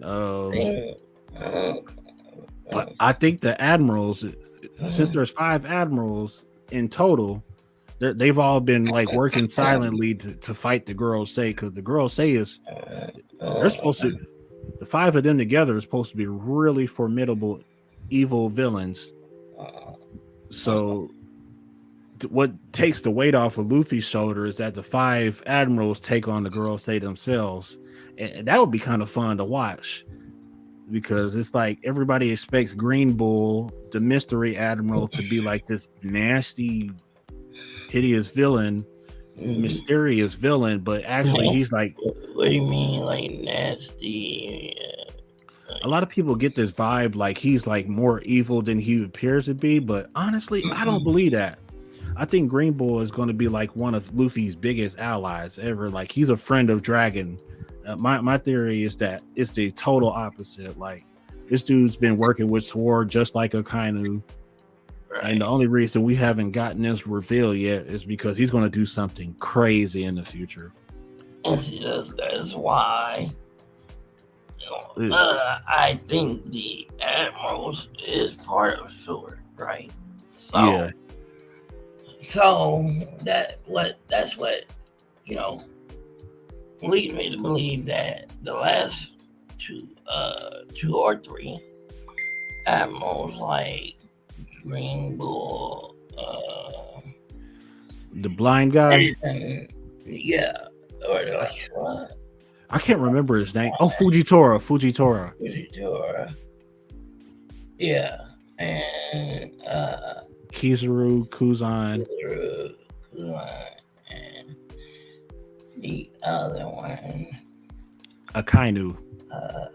Akainu. That's what, especially like Akainu. Just seeing the sword tattoo on his shoulder, that pretty much solidifies for me that he is with Sword. And a lot of most of the members of Sword all have a X-shaped scar. Fujitora has the X-shaped scar on his eye, making him the blind swordsman. X-Ray has the scar,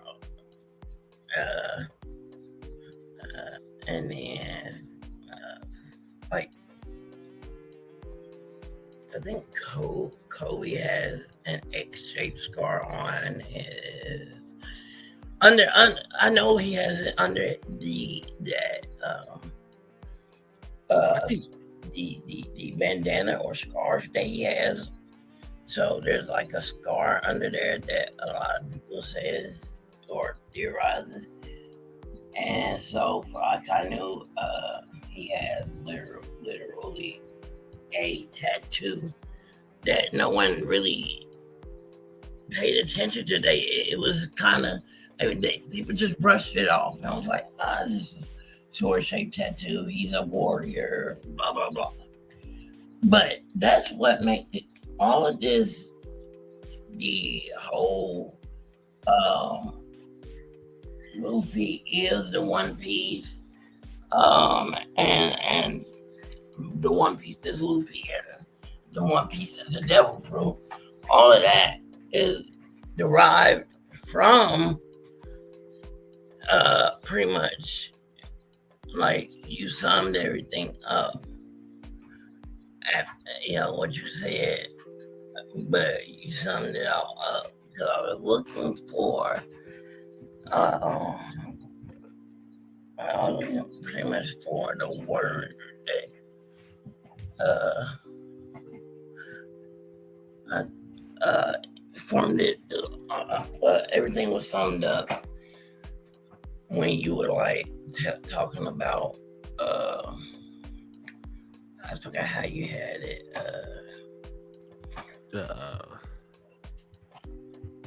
Dang. Oh, I'm drawing a blank. Sorry. But anyways, everything led me to the whole Shanks had the devil fruit stolen from him because they actually got obtained from rocks during the battle of Guy Valley, which was, of course, one of the biggest, hardest fought battles, almost like the Marine Corps battle. Only this battle was even worse. Huh? It was even worse than the Marine Corps war. It was. It was worse than that. Yeah. But it was probably far harder than that battle. Let me see.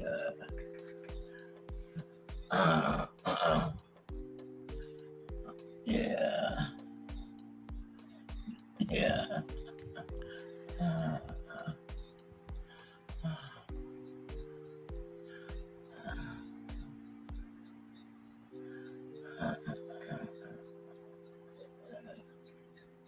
That all led me to that conclusion. My fault. I was trying to. But yeah, that all led me to that conclusion. Because it's not as difficult as a lot of people made it out to be, adding the chapter numbers and the wordplay and everything that they said Oda came up with. But at the same time, it wasn't as simple as, hey, I don't think, me personally, because that's your theory.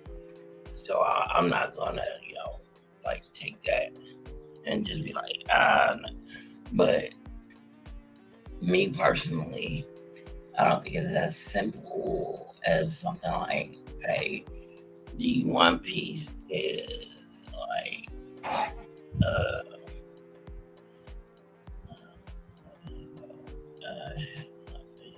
heaven, something like that. The One Piece is like the island of Raftel is probably like heaven. And then the One Piece itself is probably the people in heaven. Okay, yeah. That's what I think it is. I don't think it's, it would be as simple as something like that.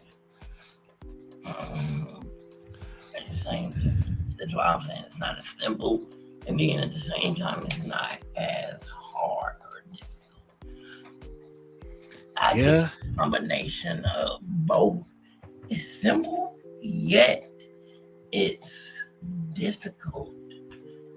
But I don't think it's so difficult that we would have to add a bunch of wordplay, subtract some numbers, as everyone was like O'Hara, Udara, and King of Lightning, and all of them. It's like, oh yeah, you know, go to chapter 1000 and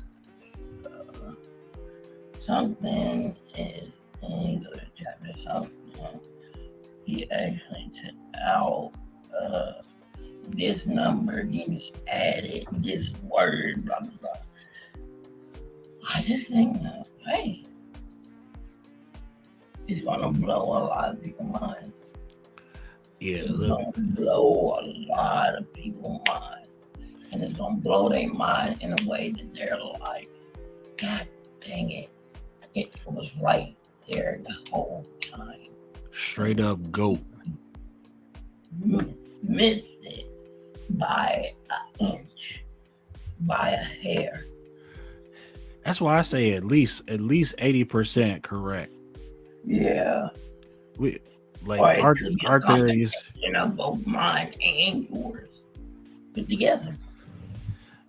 It could be like a combination of everybody's theory. Like there's no telling with Oda. That dude is one of the most unpredictable men on the planet. Like the only reason we can keep up with him is because he intentionally foreshadows stuff, and it's just like, damn, Oda, he really knows how to tell a story, man. I'll take my hat off for him for that. Like you told that motherfucking story. I got handed to him. Like I'll do my last little 1 or 2 minutes of this, and then that'll be my final thoughts for this theory. But like what One Piece is such a great journey to go on. Like I started late. Like I watched One Piece as a kid in English dub when it was on 4Kids TV, but then as soon as they canceled it and took it off, it wasn't even that long. I don't even think I made it to Alabasta arc because of 4Kids TV. And then I haven't seen One Piece since. And then I started One Piece again in Japanese around 2020. And then I binged the living shit out of this show, not reading the manga at all and just obsessed with it. And I remembered a lot of details about it, clear as day. And had I read the manga, I would have caught a lot of hints, like because Oda put stuff in the cover art, Oda put stuff in all his interviews. He puts a lot of information out. And if you're not one of those day one fans that's just been following the series and following Oda hardcore, you probably missed a bit. I know I did, so I'm tuning in late. But I started reading the manga around like the 900s, and then so I got to enjoy chapter 1000 the same time everybody else did, and now I'm joining everybody in the anime and enjoying those chapters or those episodes at the same time everybody else did. So like I definitely appreciate Oda and everything he's done. Wano isn't the best arc, but it is the most important arc of all time in One Piece, and he really shaped it up. Like I won't go in too much about the One Piece talk, what it is and all of that, but I think Luffy's future ahead of him is he's going to turn a lot of would-be villains into allies, and they're all going to fight side by side with him to liberate the world from oppression. And then that's going to bring like world peace and all sorts of stuff, because Joy Boy, if you like do some research into it, Joy Boy is like a metaphor for Jesus Christ, because everybody's waiting for Joy Boy to come back. Oh, that sounds very familiar, right? Christians are waiting for Jesus Christ to come back. And what Jesus Christ going to do when he come back? What is Joy Boy going to do when he comes back?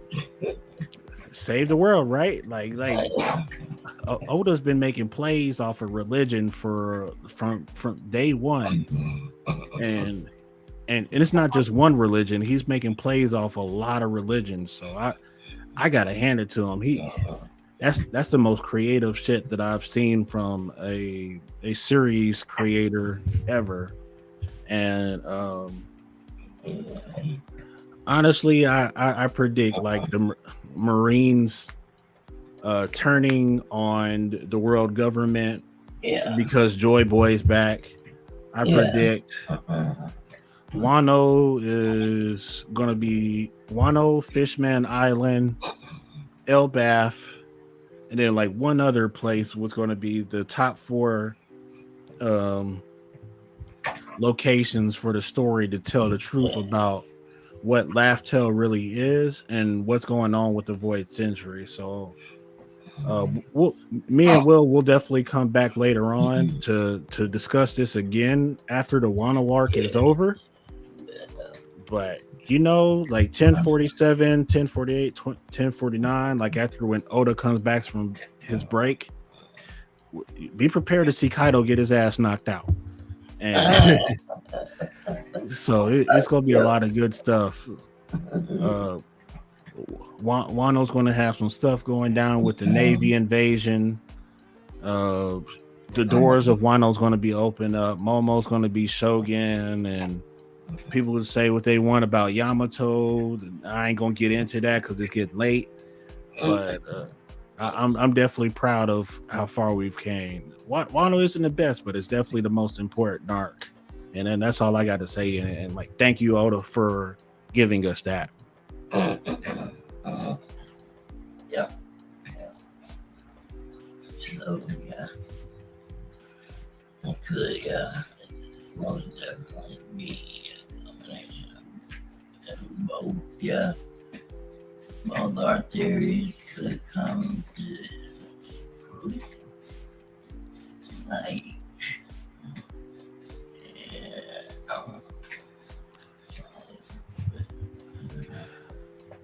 And shoot, Zoro probably will die in the future, but a lot of people are writing on Luffy dying, and I hope neither one of them dies. But if I had to choose, I'd say Zoro. If I had to choose, it'd be Zoro for me. There's a character I don't really care too much about. I like him; he's cool, but everybody's on his nuts, and I'm just a Luffy fan. I might be one of the few Luffy fans out there because he's a well-written protagonist, in my opinion. Zoro can't have his moments where he steals the thunder from Luffy, but at the end of the day, he's got it all in the bag. This is Joy Boy we talking about, right, baby. It's always gonna come back to him. One Piece is his show. It's his show. And that's all I got to say about that.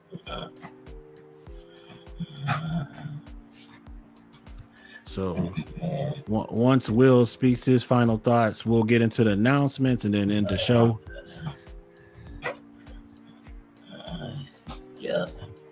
Well, okay, so my final thoughts, basically. We're definitely going to pull the old wool over our faces. He's going to end up being the wolf in sheep's clothing. He's going to just crap. He's gonna take a piss and everything on our theories. And he's definitely gonna be like, hey, you remember that theory you had? That one theory you had? Yeah. It ended up being right. Oh, and you know the other theory your brother had? Commandos, and guess what? You get my whole my ending. The last tale is gonna end up being the pirate haven. And at the same time, One Piece itself. The One Piece itself.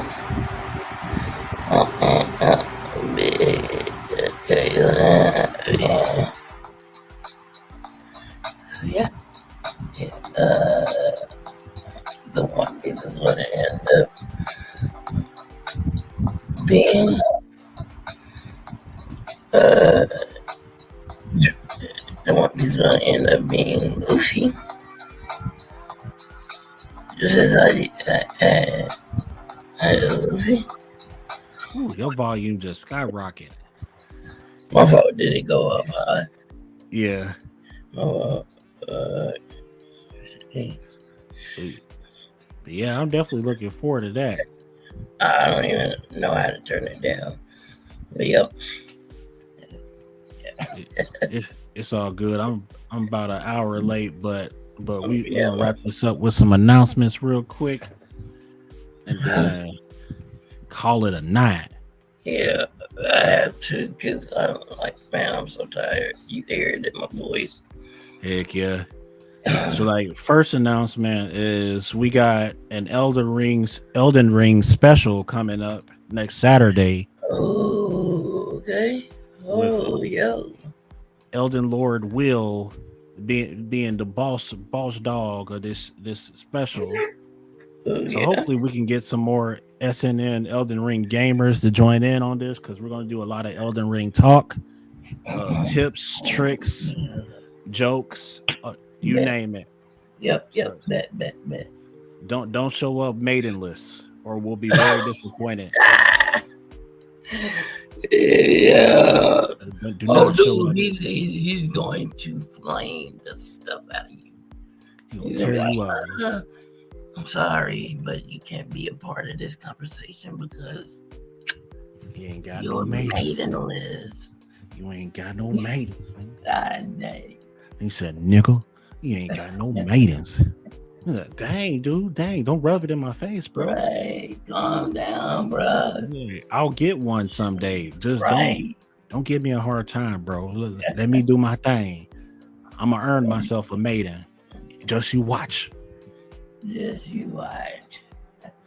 But yeah, Elden Ring special next Saturday, and then the Saturday after that, we got bonus episode 4.5 dropping, and we gotta do a little banter on the Halo TV series, a little feedback on Shield Hero and the couple episodes that's out so far, and then a little feedback on whatchamacallit,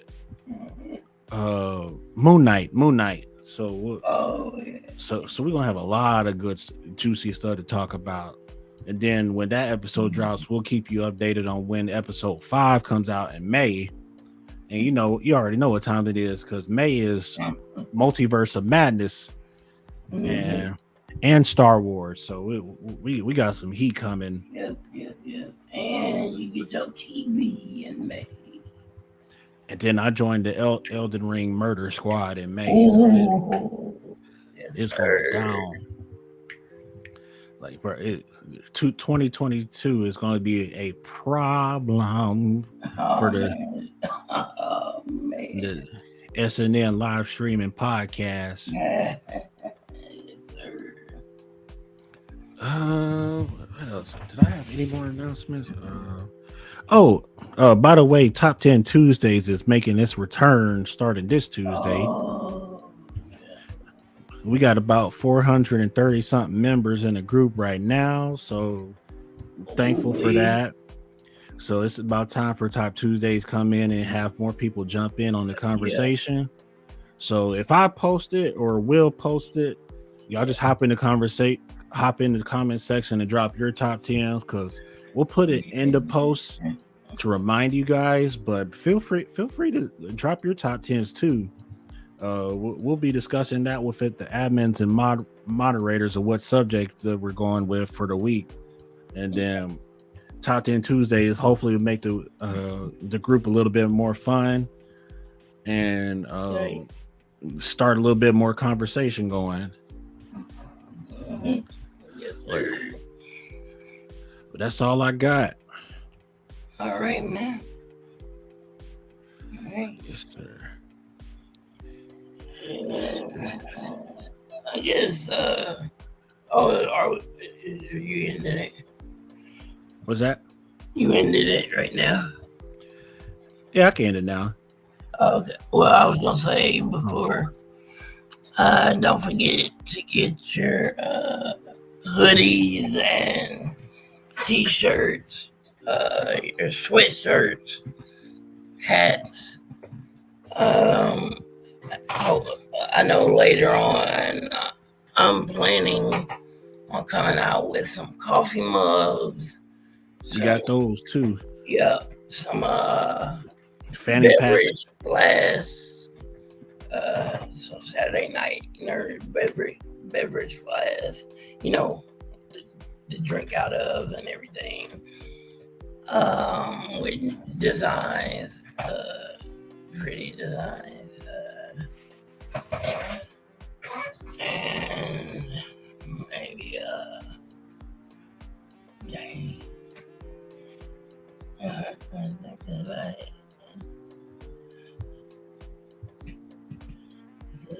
Yeah, the flash. We're gonna come out with some new designs. All of that. So look out for new. All that. Yeah. Yeah. Saturday Night Nerd is growing and growing at a breakneck pace. We're doing big things. We're doing good things. And as I like to put the man upstairs above all else. I'd like to thank him for everything that we've accomplished. And yeah, that's about it. Praise God. Yes, sir. Praise God. All glory be to the King. Oh, glory be to King. Our Heavenly Father. And Lord Almighty. Yep, like Emperor said, the Elden Lord himself. Check out our merch. Links will be in the Facebook group. Ooh, and we're gonna have some Elden Ring merch coming out. Ooh, y'all be prepared for that. Oh yes. So first and foremost, join that Facebook group. Yep, we're gonna have some maidenless t-shirts. Maybe because you're maidenless. We're gonna cop you a maidenless hoodie. Dang on shame. That's a dang on shame. God dang shame. But yeah. Dang. So y'all take it from here, bro. www.facebook.com/Saturday Night Nerds SNN. I repeat, www.facebook.com/Saturday Night Nerds SNN. You find our Facebook page /group, join the group, and you'll have all the links that you need access to. And if you don't have Facebook, you join us on Instagram, Saturday Night Nerds. You can look us up and we'll be right there. Or you can find us on Twitch and YouTube, same name, and we should be able to pop up and be easy to find. And you can have access to the merch and future episodes of our show, past episodes too. So we thank everybody for their support. We hope you guys have an awesome Saturday night. Stay nerdy, stay blessed, stay safe. Yes, sir. And that is it for episode 4. We out. Peace.